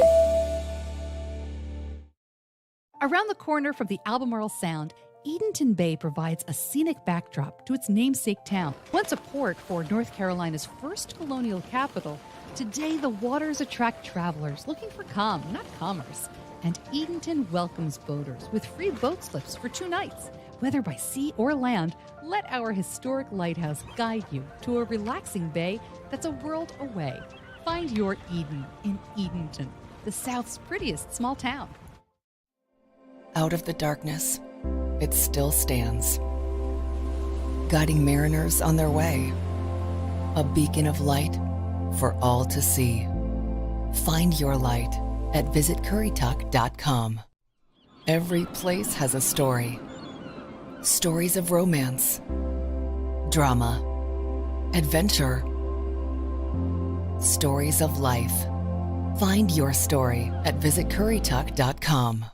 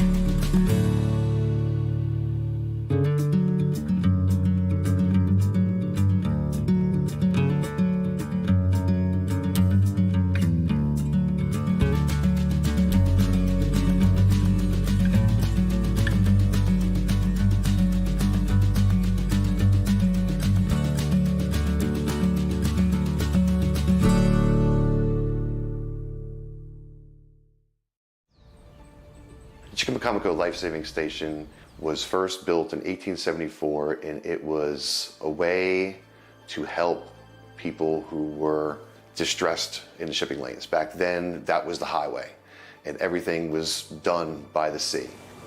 We live up to our nickname, the Graveyard of the Atlantic. There was a long history of shipwrecks that resulted in a need of, yes, we need to get stations out there. The mission of the Life Saving Service was to save people from a land-based operation. This is the place where Chickamauga Life Saving Station was. It's where the rescues were performed. It's where the men lived. It pretty much was the beginning of a professional life-saving service in the United States. So this is the 1874 building. This is the first of the 7 original life-saving stations built on the coast of North Carolina. So this one is very special. It was replaced in 1911 by our 1911 station, which is much larger, had room for more of the surfmen to not so much be in a large bunk room, but maybe just have a couple of guys in each room. On site, there are 2 cookhouses, 1 per station. They use the cookhouses for various reasons. Obviously, cooking kept fire away from a wooden building. It provided warmth from the fire, so they used them also as shower houses. And then we have a house that was donated to us in 2006 by the Midget family, and it was the home of Captain Cornelius Midget, the older brother of our own Captain John Allen Midget Jr., and that little house we call the Midget House. We are the only station in the U.S. Life Saving Service history that is a complete site. In no other place in America can you go to and see the accurate history that you see here. In particular, the reenactment, we do it to the T. We do everything as if we are training as they did 150 years ago. And what you see here at Chickamauga is not a reenactment of a rescue. It is a reenactment of the training that they did to prepare themselves for a rescue. That's why it's called the beach apparatus drill. But just like they did, we do it on Thursday afternoons at 2 o'clock. Most of our displays are on loan from families or from other organizations, most from families who have gotten granddad's medal or uniform or whatever the case may be. We have artifacts from shipwrecks. We have some documents, we have photographs, we have equipment that was used in the past, and we have the buildings. This is a museum of place. This is where it happened. You can walk out on the beach and know that you're walking in the footsteps of people who rescued people that they never saw before and would never see again. The most famous rescue out of this station was in 1918. The British tanker Merlot was torpedoed about 5 miles offshore here. Captain John Allen Midget and the surfmen from Chickamauga took this boat that you see behind me, surf boat number 1046. They rowed out to that ship, which was carrying a load of kerosene at the time. So the sea was on fire when Captain John Allen and his crew managed to rescue 42 of the 51 British sailors on board the Merlot. It still remains today one of the most decorated maritime rescues in American history. The Chickamauga Historical Association is comprised of a board of directors. We have 2 employees. Our mission is to tell the story of the men who served here and to preserve the buildings that they served in. This is the 150th anniversary of the introduction of professional life saving to the coast of North Carolina. We're planning to have guided tours of the Kennekeet Station. We're going to have this station open for tours. We're going to have a search and rescue demonstration from the Coast Guard, which is, of course, we're their foundation. So lots of different things going on throughout that weekend. It is a place that the whole family can enjoy. We do have family discount. We're open basically from around mid to late March, right on through Thanksgiving. And our hours of operation are from 9 o'clock in the morning until 5 o'clock in the afternoon. As a nonprofit organization, we do rely a lot of the funds and the resources through donations. Sponsorships, you can actually sign up to become a monthly sponsor or a yearly sponsor. We're always looking for folks who want to volunteer from very little to a whole lot. There's always a spot to fill. Go to chickamauga.org. Our website is right there with all the contact information. They can call the station. We check our machines regularly. So anything you can do, we can put you to work. These heroes, we call them the forgotten heroes because they just kind of fell by the wayside. The history, the way that they put their lives on the line to save their fellow man, it's just too important to let it go away.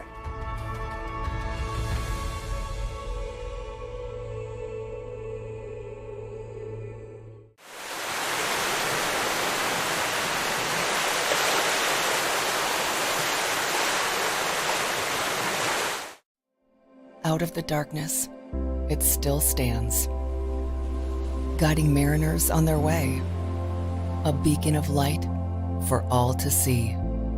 Find your light at visitcurrituck.com. Every place has a story. Stories of romance, drama, adventure, stories of life. Find your story at visitcurrituck.com. Nothing beats a day at the beach, but the power of the ocean deserves everyone's respect, no matter how experienced you may be. My name is Merrick Dabrowski, one of the chief lifeguards for Dare County's beaches. The force of the surf can catch unsuspecting swimmers off guard, and strong rip currents can sweep even the strongest swimmers far away from the safety of the shoreline. Even if you're an experienced swimmer, remember that you're still no match for Mother Nature. Rip currents account for roughly 80% of ocean rescues, but you can prevent yourself from being caught in one by following a few local tips. Know before you go by checking the daily OBX Beach Conditions National Weather Service forecast. 2, always swim near a lifeguard. 3, never swim alone. And 4, watch for red flags and rip current warnings. And if you see another swimmer in distress, notify a lifeguard and call 911. And if you ever feel compelled to assist a family member in distress, be sure to have a flotation device with you. Make sure your Outer Banks vacation is a memorable one for all the right reasons. We want you, your family, and friends to go home safely. Live like a local. Love the beach, respect the ocean.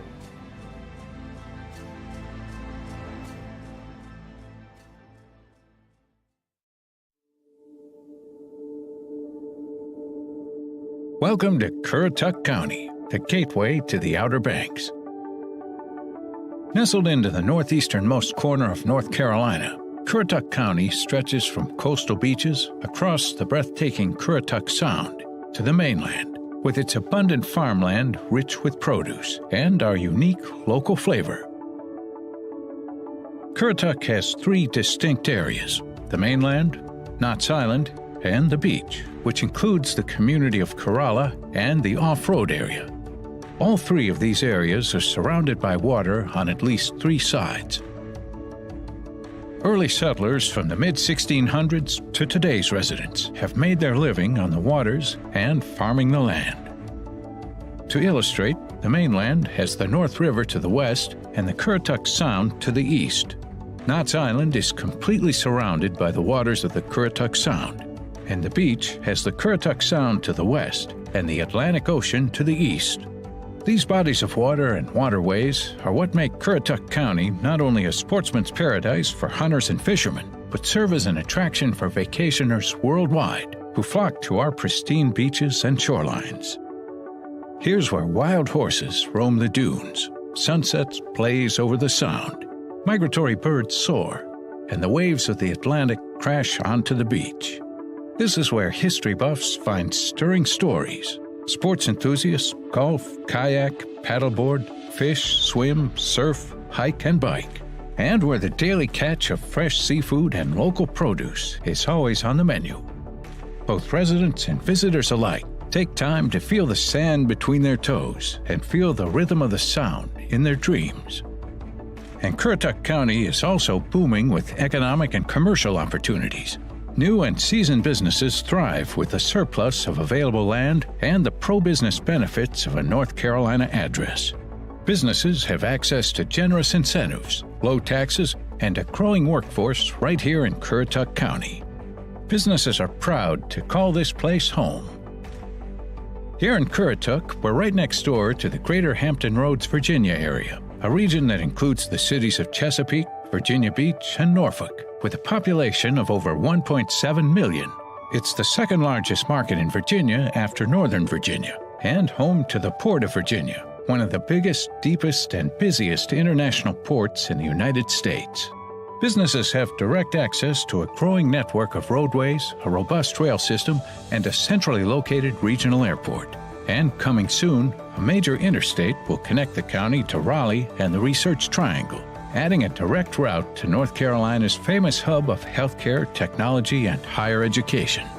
And with all of its amenities, the quality of life in Currituck is also one of its biggest attractions for entrepreneurs and businesses alike.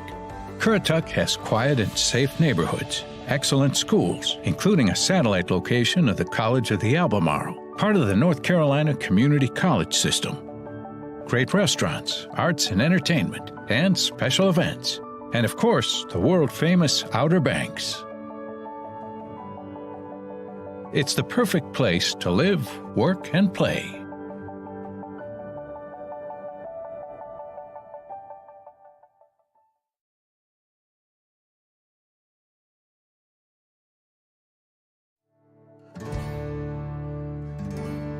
Surrounded by water, Currituck and the people of the Outer Banks have been shaped and defined by its rich coastal and maritime history.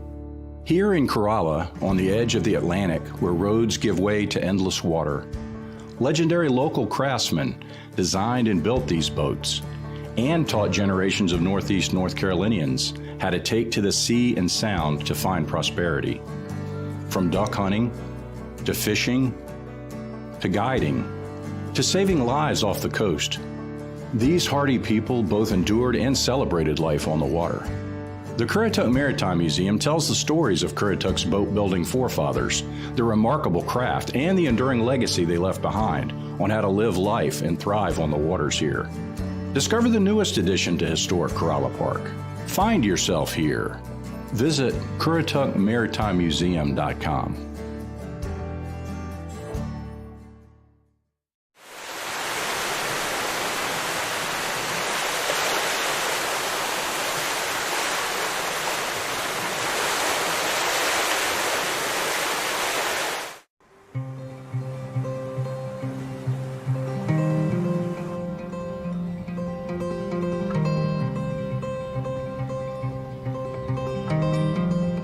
Locally caught, wild-caught seafood is what I grew up on. Seafood that comes from the docks into our back door is served in here. I had 2 children in college, and I was not good enough fisherman to be able to support them, and so I felt like it was time to do something different. In 1995, we opened our fish house, and I transitioned them to the shore.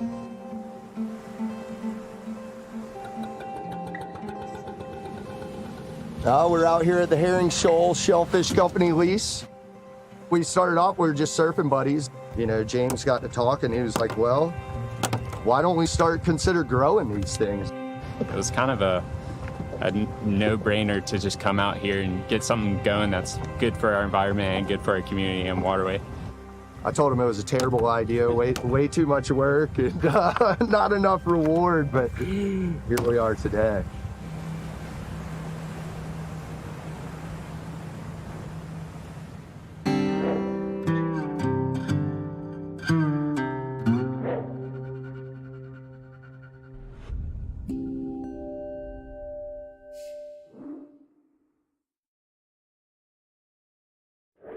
Vicki Bass Knight, take one, Mark. Hi, I'm Vicki Bass Knight. We're here at my restaurant, our family restaurant, Bass Knight's Lone Cedar Cafe. Outer Banks style cooking is very simple. You could cook it in your own home. It's basic ingredients. You're highlighting that fish, not what's on that fish. The shrimp that we sell in here are brown shrimp. These shrimp definitely have a briny flavor. We buy fish from a number of fishermen. Probably at times even as many as 50 fishermen will sell us product. All kinds of fin fish. We buy shrimp, we buy crabs. If it swims and it's legal, we buy it. It is a family affair. I have 3 children and they run the fish house. My daughter-in-law Larry runs the retail, and my son-in-law started our restaurant.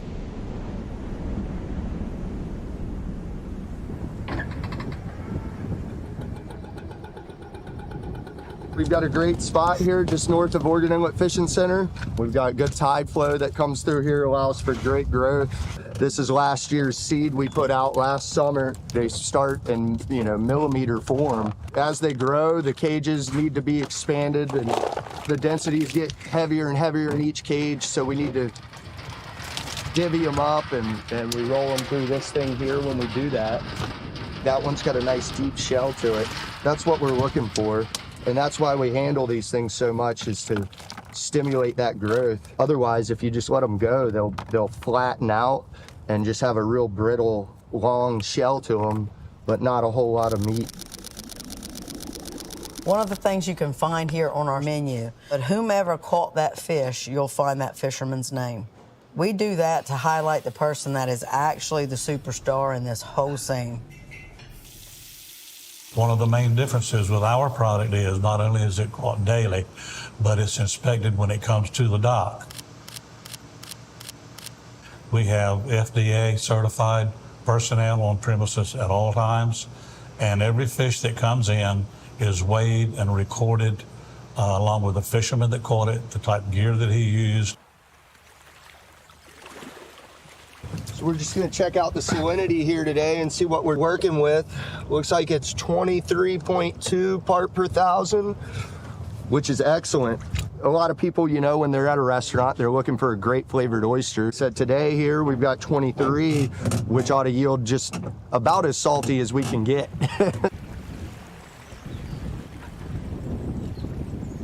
That's really good. That's really good. What I do wish people would understand about the life of a commercial fisherman is what they actually do. That's their job. There's no paycheck if he can't get out to fish or she can't get out to fish. You don't have a day that you can call in sick. You don't have someone supplying you insurance. You don't have a 401k. You have what you catch. It's not the easiest of life. It's probably the second or third most dangerous job in the United States in lives lost. The fishermen care. They care that the fish that they catch is sustainable. They care that it's fresh. Yeah, there's only a handful of farms here in the county from here down to Hatteras. So it's relatively new for our area. Most of the guys around here work wild harvesters.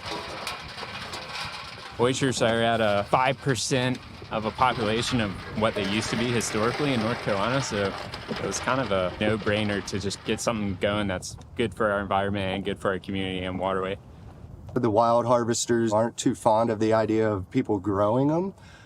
As far as our lease being here, I think it's a great enhancement to the environment. It is more sustainable. I mean, we're not depleting from the natural harvest here. We're growing our own without depleting the natural wild stock. Commercial fishermen are not bad, and they're not trying to deplete the sounds. I hope we can save the fishermen, because I sure would like to continue to serve what we're serving.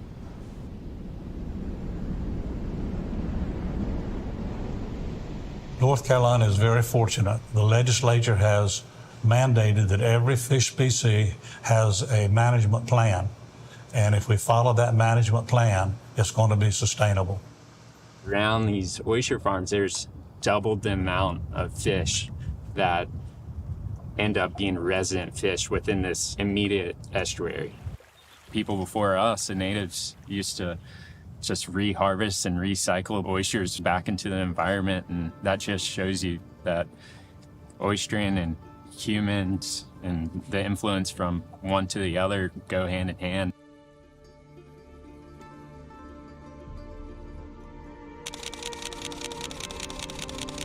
One of the local restaurant owners in Nags Head was in eating, and I went to his table, and he said, you know that everyone who walks in that door is only one meal away from never coming back. And that was wisdom on his part and a learning place for me.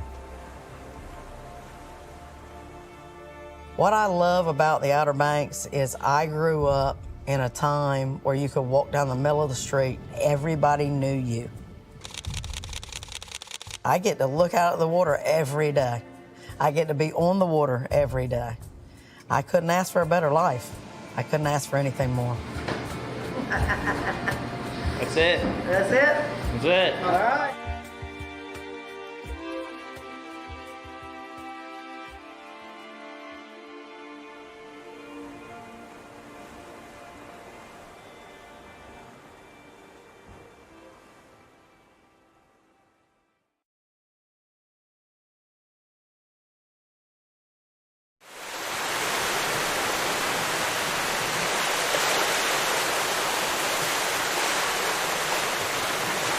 The Christmas Shop and General Store. Personalize your holiday with custom embroidered stockings. Just order at the lobby counter and let our Christmas elves do the magic. Discover our dazzling infinity lights. Check out the barn and stand in awe of the retro vintage Christmas tree surrounded by whimsical ornaments. The General Store has all your sweets, fudge, and unique sauces. So much to see and experience, and it's all waiting for you at the Christmas Shop and General Store.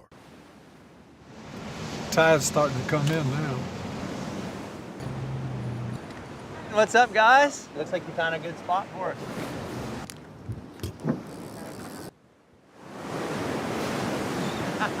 Yeah.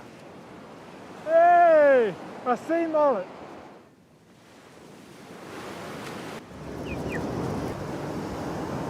There's more to the story at rawobx.com. Rum historically came from the Caribbean. In the early colonial period, the water wasn't really safe to drink. If you drank a lot of it, you were going to get sick, and they were very spiritual people, so they thought, you're sick, you must have the devil inside you. They made this new spirit. They thought it would actually kill that devil inside you. We experimented making salt on vacations with our son. Moving back to Hatteras, we kind of ran with it when we moved back, and we just haven't stopped since. I started surfing as probably a 12-year-old. There's the custom surfboard market. The people come in, talk to the shaper, and a lot of times it's getting that perfect shape they want, but then it's the artwork. The art has become a big part of surfboard building.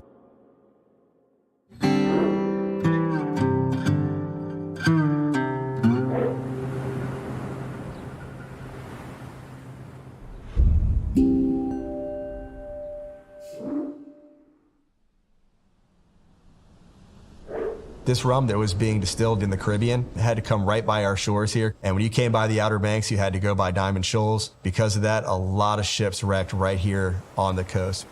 Barrels of rum would wash ashore, and the biggest hill where people would hide rum barrels when they find them became Big Kill Devil Hill.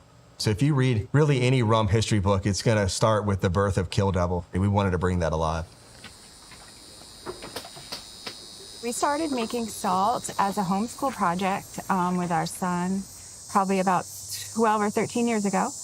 And since then, we've just taken an experiment to hobby to our job. And it's just been a really fun process of learning about sea salt. We've had to come up with many different ways to get the salt. We get beautiful ocean water here with not much human runoff. Even on islands like in Hawaii, they have water hazards.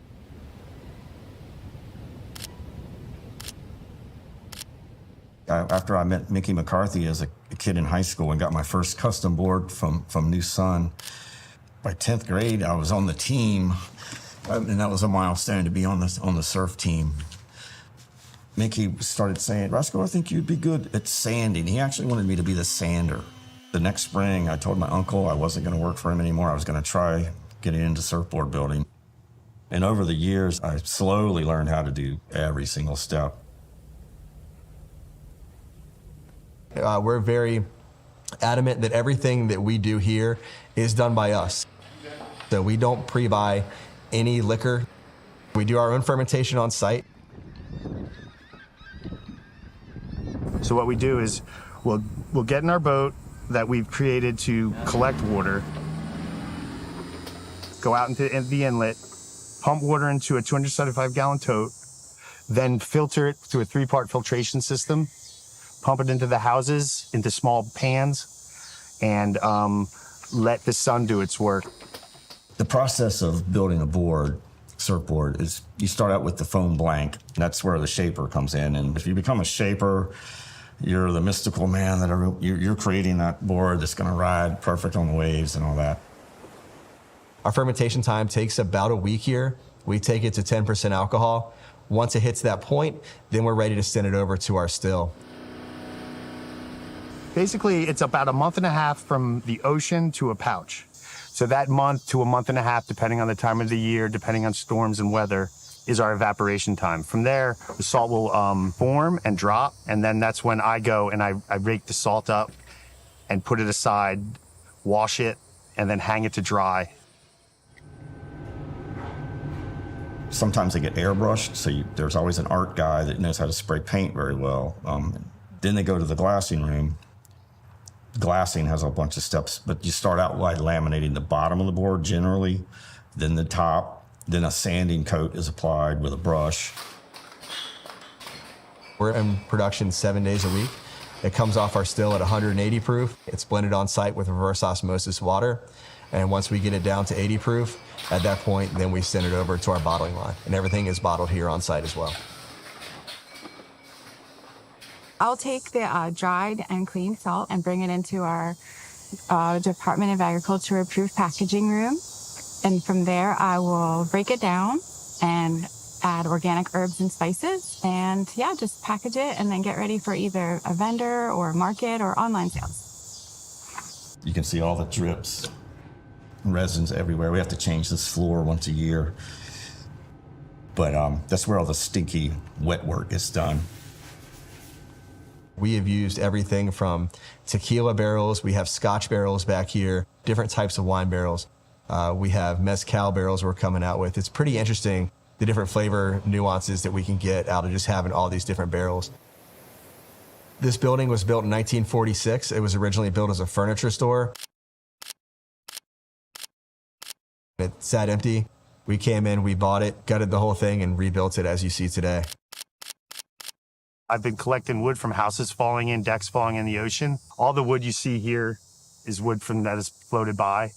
All the metal poles that bend on these hoop houses are all from a top rail of a chain link fence. When I get slow in the off season, I'll take broken surfboards and turn them into sculptures. And I make fish, like wall hangable fish, and I use broken in half surfboard. I jigsaw and cut it out a funny fish shape. It's kind of cool because it's repurposing, recycling, and reuse. The Wheelhouse Lounge is our cocktail bar inside there. In that lounge, you're surrounded by authentic shipwreck pieces of the Outer Banks. Right when you walk in our building, right in front of you is going to be the ship's wheel from the wreck of the Irma. It wrecked in Kill Devil Hills in 1925.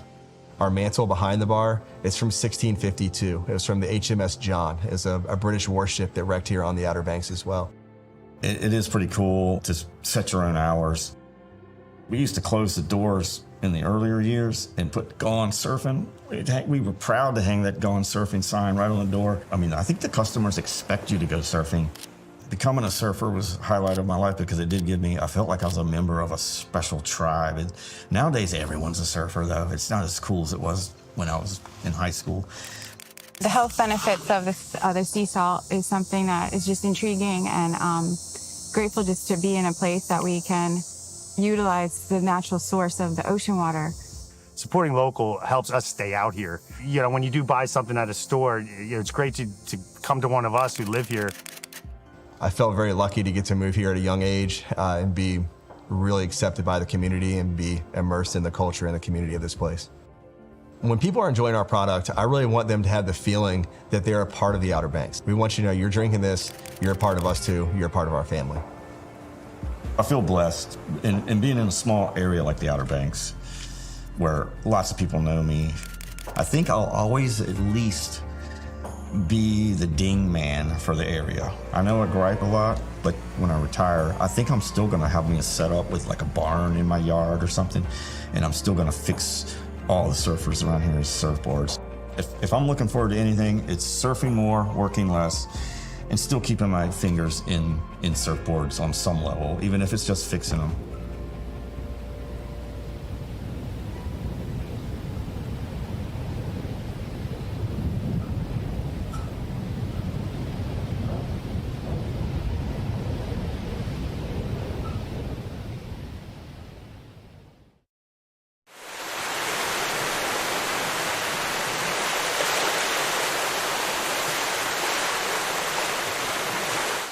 Hello, Santa here. Did you know that the Christmas Shop and General Store has the largest display of Christmas gifts and ornaments on the Outer Banks? From nutcrackers and collectible Santas to snowing Christmas trees and personalized ornaments, there's something for everyone. Discover a room full of pet-themed gifts and a breathtaking nativity display. It's a magical destination that brings joy to so many. We can't wait to see you at the Christmas Shop and General Store.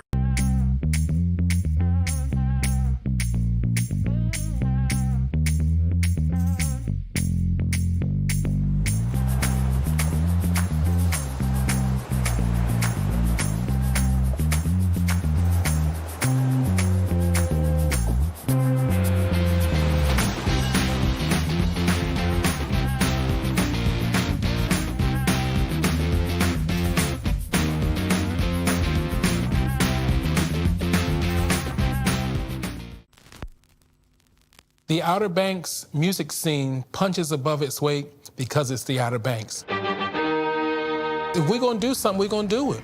If we're gonna tell you that we're gonna go to New York and sing at the Metropolitan Opera House, we're gonna do that. The Outer Banks is kind of a unique place because it offers so many gigs for a musician, and you just kind of learn on the job. I feel like the Outer Banks as a whole, there's no class system here of any kind. And I think with music, nobody's better than anybody else. We're all in this, and we're all just making music for whatever reason. Writing for the most part of my life and playing with people, but never in a band until I was here on the Outer Banks 5 years ago. And it became just an expression. And I was like, I need this. I think a lot of it is just the nature. And a lot of people work in it and we play in it. But I think that's just a really nurturing environment for creative people. The beauty of the nature and the sounds of the seagulls and the sounds of the waves and the sound of the wind through the chimes just builds and is a place where the seeds of music plant and grow. I love the way storms roll in. When I play like the banjo, it's really moody. And to me, it's like the soundtrack of a thunderstorm. Receiving the vibration of music in general is healing. You can measure the frequencies, and those are going into the bodies of people receiving. You spend a lot of time with your feet in the water and the sand, like it's gonna influence everything about you.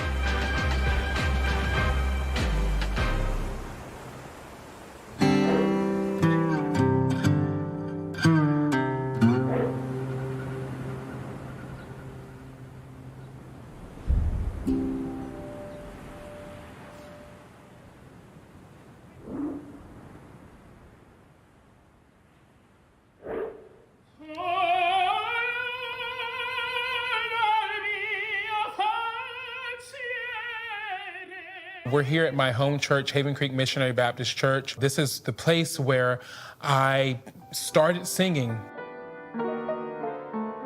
My first voice lesson was from my aunt, and she gave me a tip. She said, now, baby, you got to get ugly to sing. You can't sing for the Lord pretty. You got to mean it. My dad, he moved here in 1962. He's a painter. So I grew up in a pretty artistic household. And then my mom was a musician. And there was just a lot of creativity coming from every angle and just a lot of positive encouragement to just do whatever I want. I grew up in a very musical family. Both of my parents are musicians, and my mom has been a grade school music teacher forever. Willow, I played gigs with her dad for years, and now we have our own project. It's called Susie Jacuzzi. It's a really fun band. She can play everything. That's I'm just not going to say true. her whole family and every person that is dating or married to someone in their family all plays music. It's pretty incredible. It actually makes me cry sometimes.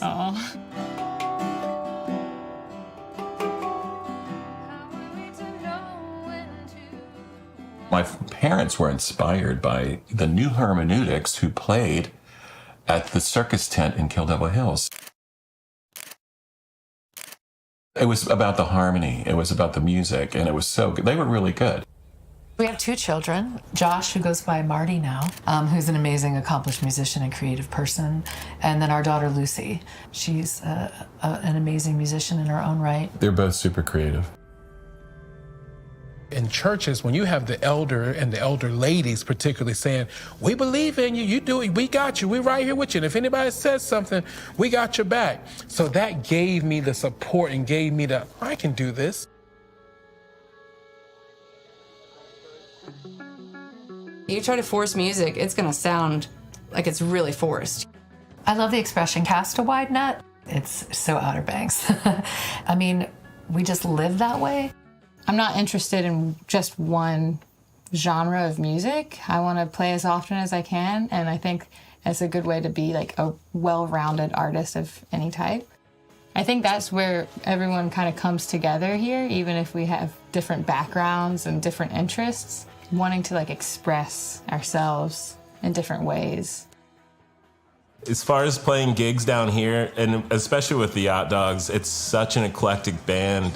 Harry Harrison, Matt Wentz, Josh Martier, my bandmates, some of the best musicians I know and have ever played with. We want to play all of the hits that people don't know. You know, let's play all bangers, but ones no one's heard of. In 2019, we met Tim. He had a little studio in his house, and we ended up meeting up with him and playing some music and became friends.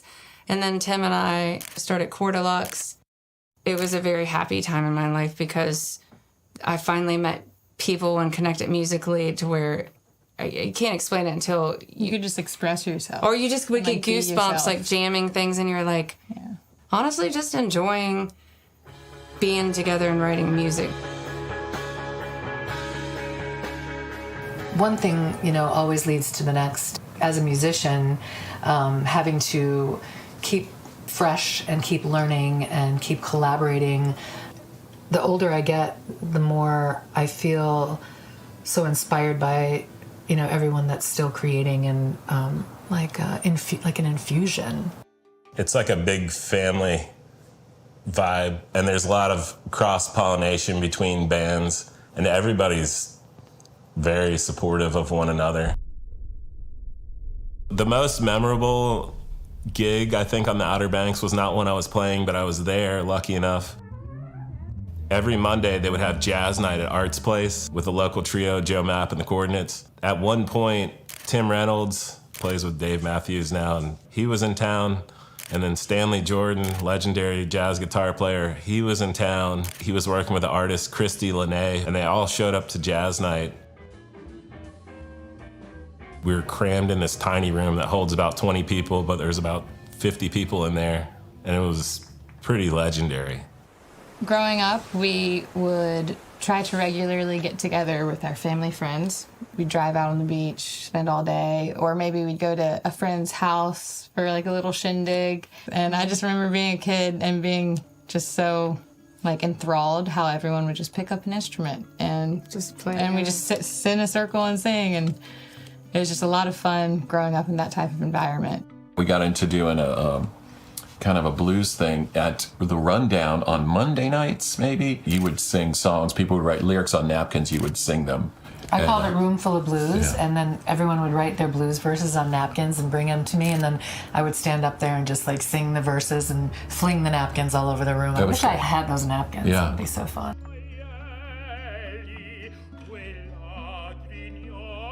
I sang for my dad's funeral right here in this church. That pivotal moment in my life, if I could sing for my dad's going home celebration, as we call it, I could do anything.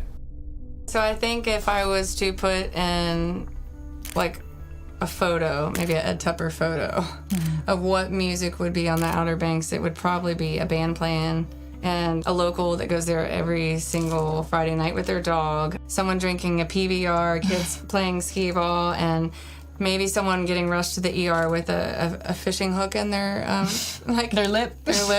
Yeah. Music is in the water and in the land here and in the people, because there's lovely, spirited, heartfelt people here. So we're here, punching above our weight class. Some nights I'll just turn my chair and face the water and just tell everybody, like, I'm gonna play to the water tonight. And nobody cares, because we're just relaxed and listening. But being able to just like play the sundown over the water, I feel like that's quite a gift.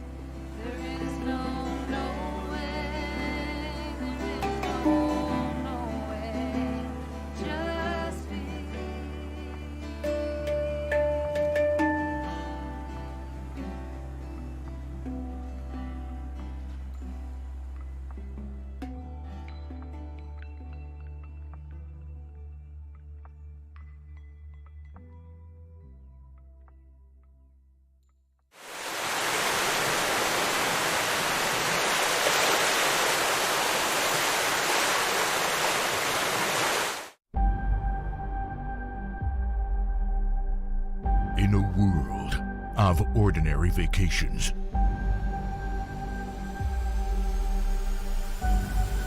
Live the extraordinary.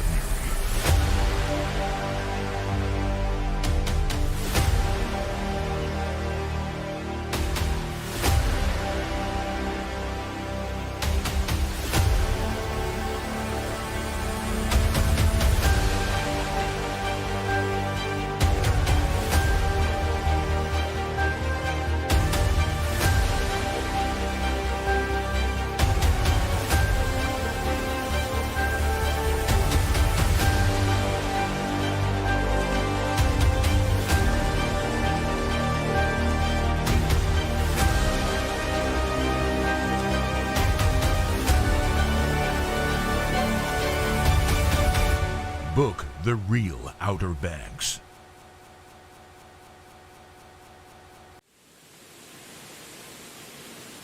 At a very young age, I became very interested in fishing. We have tremendous fishing here because of our close proximity to the Gulf Stream, so it became a mecca for that. And what I learned over time was I had just as much passion for the boats as I did the fishing. The local boat building community here in the Outer Banks is sort of an amazing little pocket of talent and history and necessity.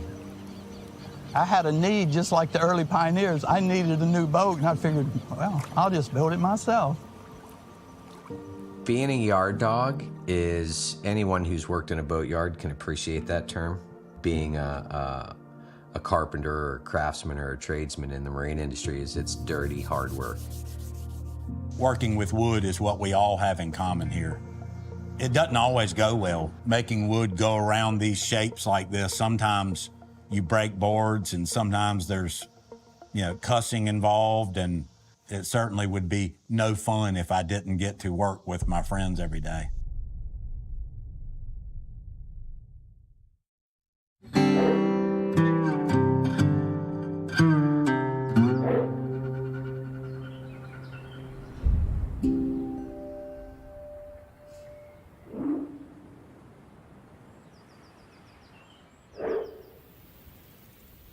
We're probably the largest area in the world for building sport boats right here in Dare County.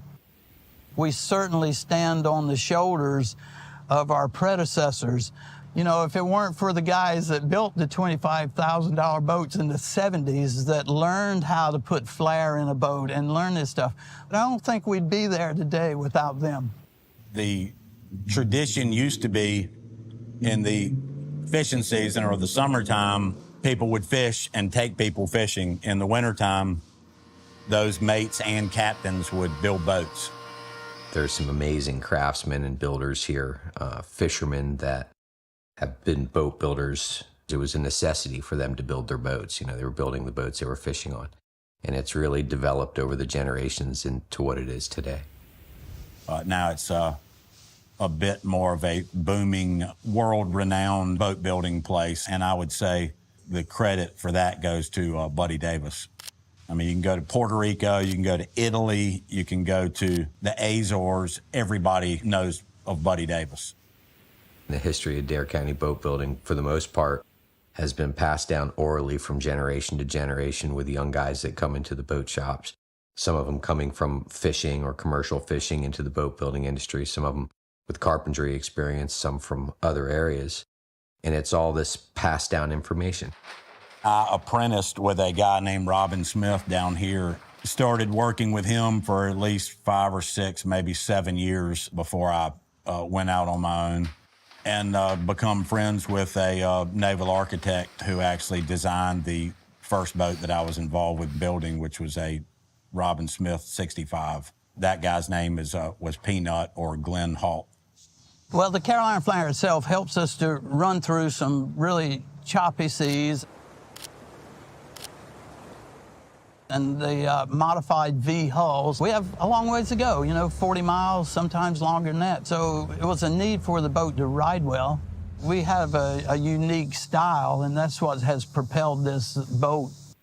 Boat building, historically, has evolved over the generations, what was a local boat building industry has become an international boat building center here. And the level of quality and craftsmanship has increased, to keep up with the pace of the international demand. I strive to resemble Warren O'Neill and Omi Tillett's boats more than other ones, just because I think that their traditional lines are more in keeping with this area, and they're purposely designed for our rough inlet. It really is exciting to see one of these boats finished and then look at it and say, what could I do to make it just a little bit better? So that's really exciting to be part of that process. And I really think here on the Outer Banks, well, I know we are. We've been trendsetters for around the world. Back in the 70s, our need wasn't nothing like it is now. If you had a boat that would go 20 knots, it was considered a fast boat. And if you had an air conditioner, you were top of the line. Well, that's evolved to something quite different now, where we have boats that are cruising at 40 knots. The end process of these vessels, it's a culmination of a lot of creative energy coming together, from the owners to the builders to the designers. It wasn't that long ago, I helped my father-in-law, who was a boat builder, and we cut frames out of juniper and plank on frame construction. Now that's involved to composite carbon fibers and different resins to make the boats lighter, stronger, faster.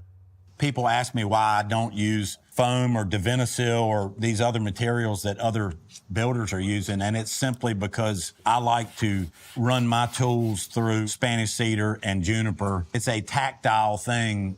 We embrace modern technologies and materials and, utilizing new tools, computers and automation, CNC work, plotter cutters, things of that nature.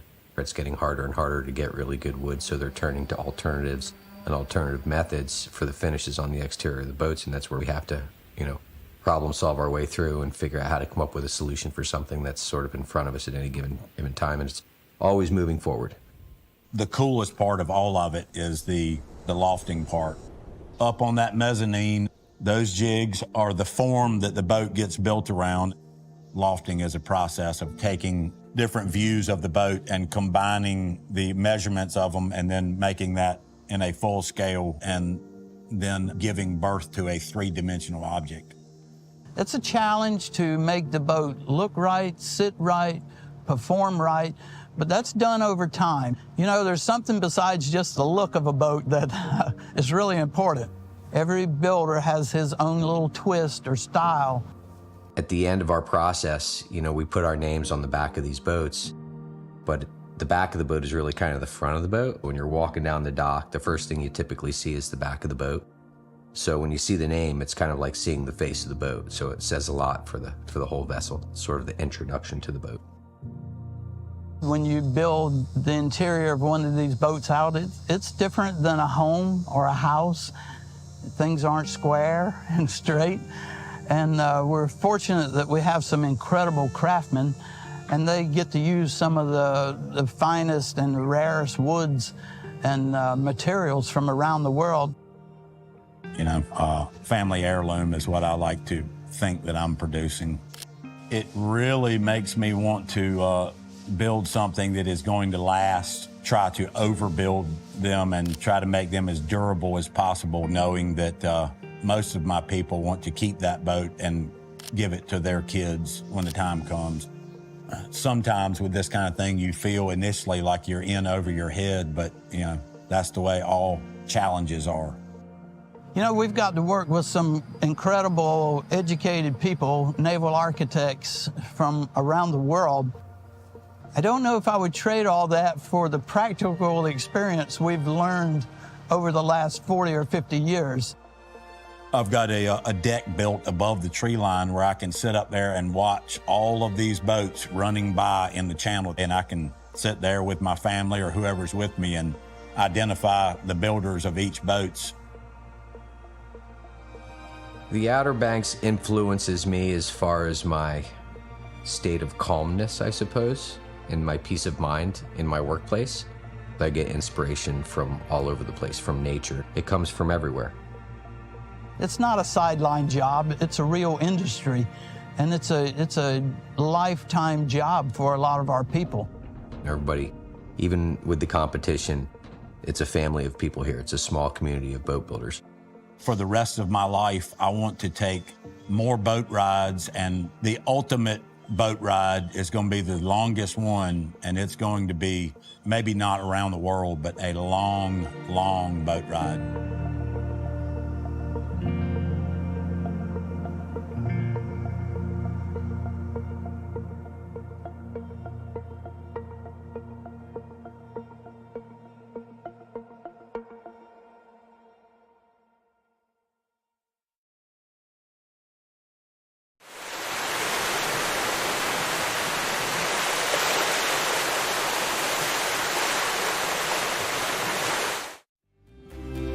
Treasure memories in Corolla Outer Banks.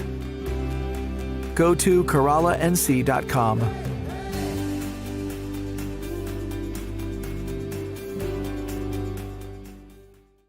Head up Highway 12 to where the road ends and you'll find the legendary Corolla Wild Horses, iconic historical sites, unique shopping and dining, outdoor events, and more. Take a day and find yourself here.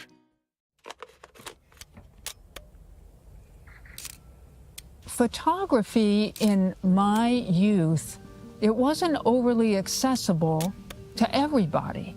Now, we all have cameras. We carry them in our hip pockets. I feel like when I go to pick up a camera, I'm documenting a moment that can't be recreated. What I like to do is to slow down and to think through, what is it about this minute, this scene, that I want to carry forward in my memory? I'm honing in on the very part of the scene that I want to preserve. And when I choose then to process and print that photograph, hang it on my wall, it brings me right back to that moment. I remember in January of 2017, looking at my dwindling bank account, and I said, I'm either gonna have to find another corporate job, or I have enough money I could just figure out a way to survive. And I literally just that day said, I'm moving to the Outer Banks. What motivates me to go out and shoot every day is this quote from Hans Christian Andersen: "The whole world is a series of miracles, but we're so used to them, we call them ordinary things." People have been coming here for 20, 30 years, and they've never seen the sky. And they had no idea this was right there in their backyard. I think a lot about the Eden story, metaphorically, for what could have been, not what is, where humans were in harmony with the natural world. And so when I come out into the field with my lens, what I'm looking for are glimpses of the Eden that might have been.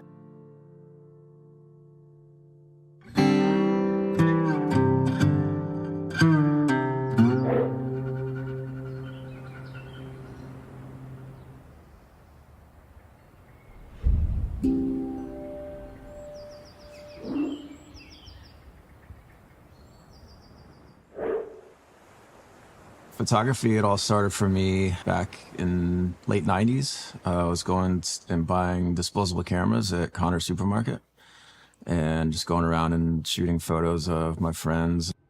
My brother, James, gave me my first camera, little Fuji X100.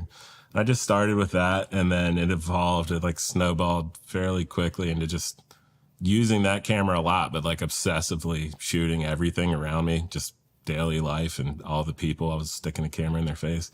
What was weird is I've always wanted to be a photographer, but I never owned a camera. So I started tent camping in Rodanthe, and I started kiteboarding and just going back and forth. And all of a sudden, it was in August that year, I was watching a storm go by, and I was just using my cell phone, and it clicked that I was like, you know, I'm never bored when I'm taking photos. I always love it. I'm gonna buy a camera. My late husband, Pete, used to ask me, he said, well, what if you go and you don't get anything? And I used to say, well, honey, there's 100% chance of no photograph if I don't go. Now I spend a lot of my time just every day documenting life on the Outer Banks, like what it's actually like to live here. And it's just become just an obsessive passion of mine.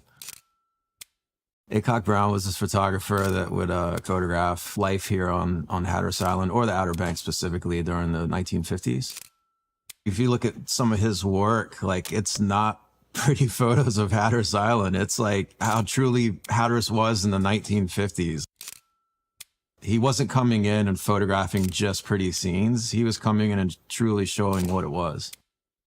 There's like so many characters here and just so many aspects of life, and I just feel like I should capture it as much as possible. My hope when people are looking at my photos of the Outer Banks is that there's some sort of connection for them, whether it's a landscape of a lighthouse or if it's a portrait of a local person. My hope is that there's some sort of relationship or memory they have from that location, or a memory from a person that they've met here. One of my hopes in all the photography work that I do and the stories that I share is that folks will get inspired to go home and maybe look at the natural world around them in a deeper way. So one of my favorite projects that I've been working on here in Dare County is the Hatteras Fishermen Project. Spent like 8 or 9 years riding out with commercial fishermen, just documenting their work.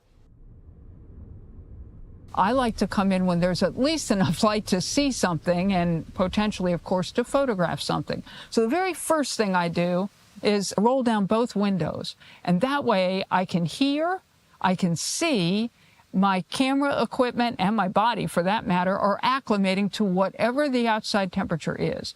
And that's what I'm trying to do, is to meld myself into this place and into this atmosphere. I think it was right before Memorial Day 2017, I learned about the Knights in Rodanthe House. So I crawled in the dunes at 4 o'clock in the morning, hoping no one would get me arrested. And I set my camera up and I took a photo of it, and it was just like, I was hooked. I was like, this is what I want. Ray Matthews, closest thing I'll ever have to a brother. In my mind and thinking and heart, he was the master photographer here. Over 50 years worth of legacy. And he said that if you want to look for beauty, it's not hard to find here. And it's so true. When I first started shooting photographs, for me, it was like all about getting like these pretty landscapes and, you know, pretty sunsets. But nowadays, for me, it's more about what this place truly is. And a lot of times it might not seem pretty to other people, but to me, there's some beauty there in those raw moments, or in those ugly moments. I literally had family in town, and we were on the beach at night, and I said, you know, I want to try something. If you'll just stand right there for a second.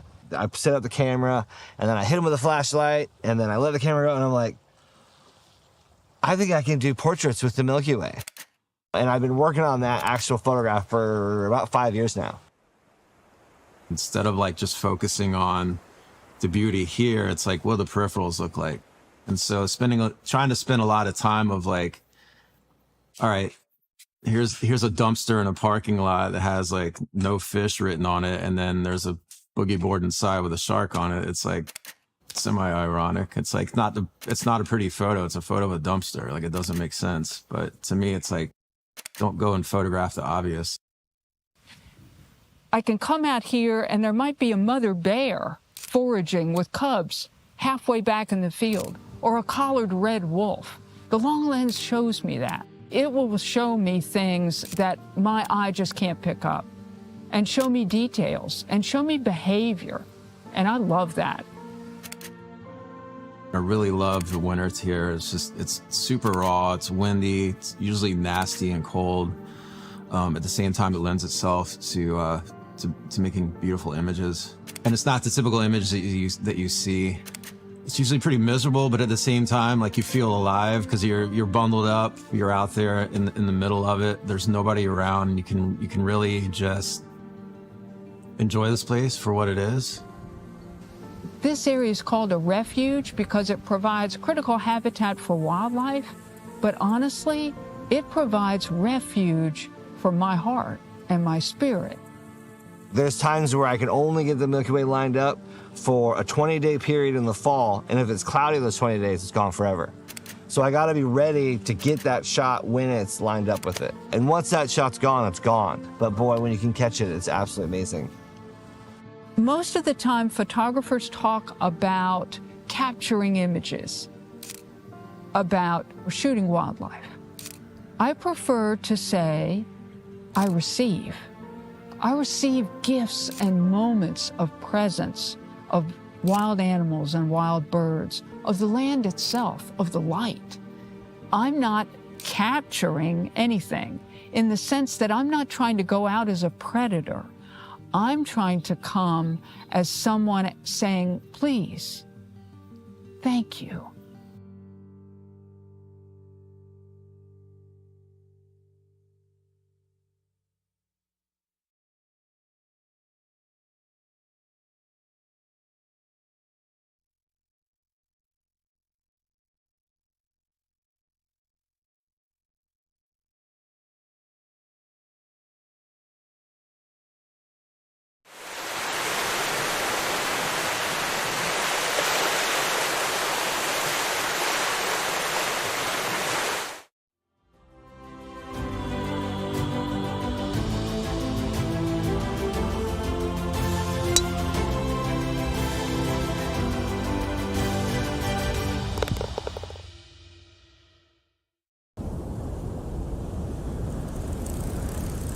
We live by the wind here, and they say the only time that it's not blowing is when it's changing directions.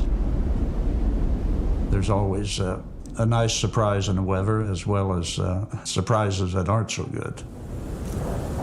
I'll tell you one crazy thing that happened. My dad was still alive, and he comes in, he said, come back here with me, come back here with me, I got something to show you. And he was all excited, and I'm like, what is happening? And he said, look how beautiful. I looked, there was 3 water spouts right behind the restaurant. So we all took off and ran in, and Dad's like, where are you going? You're never gonna see this again.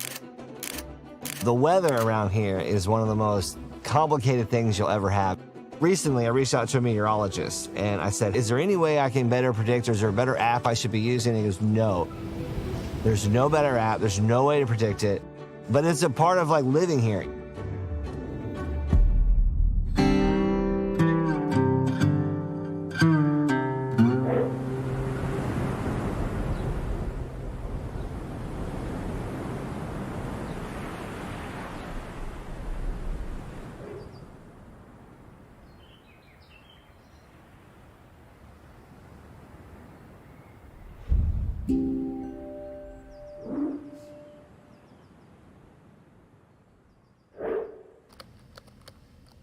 The power button's amazing.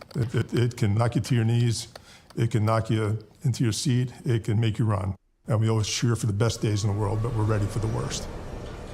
We're in that kind of sweet spot in the mid-latitudes here where we get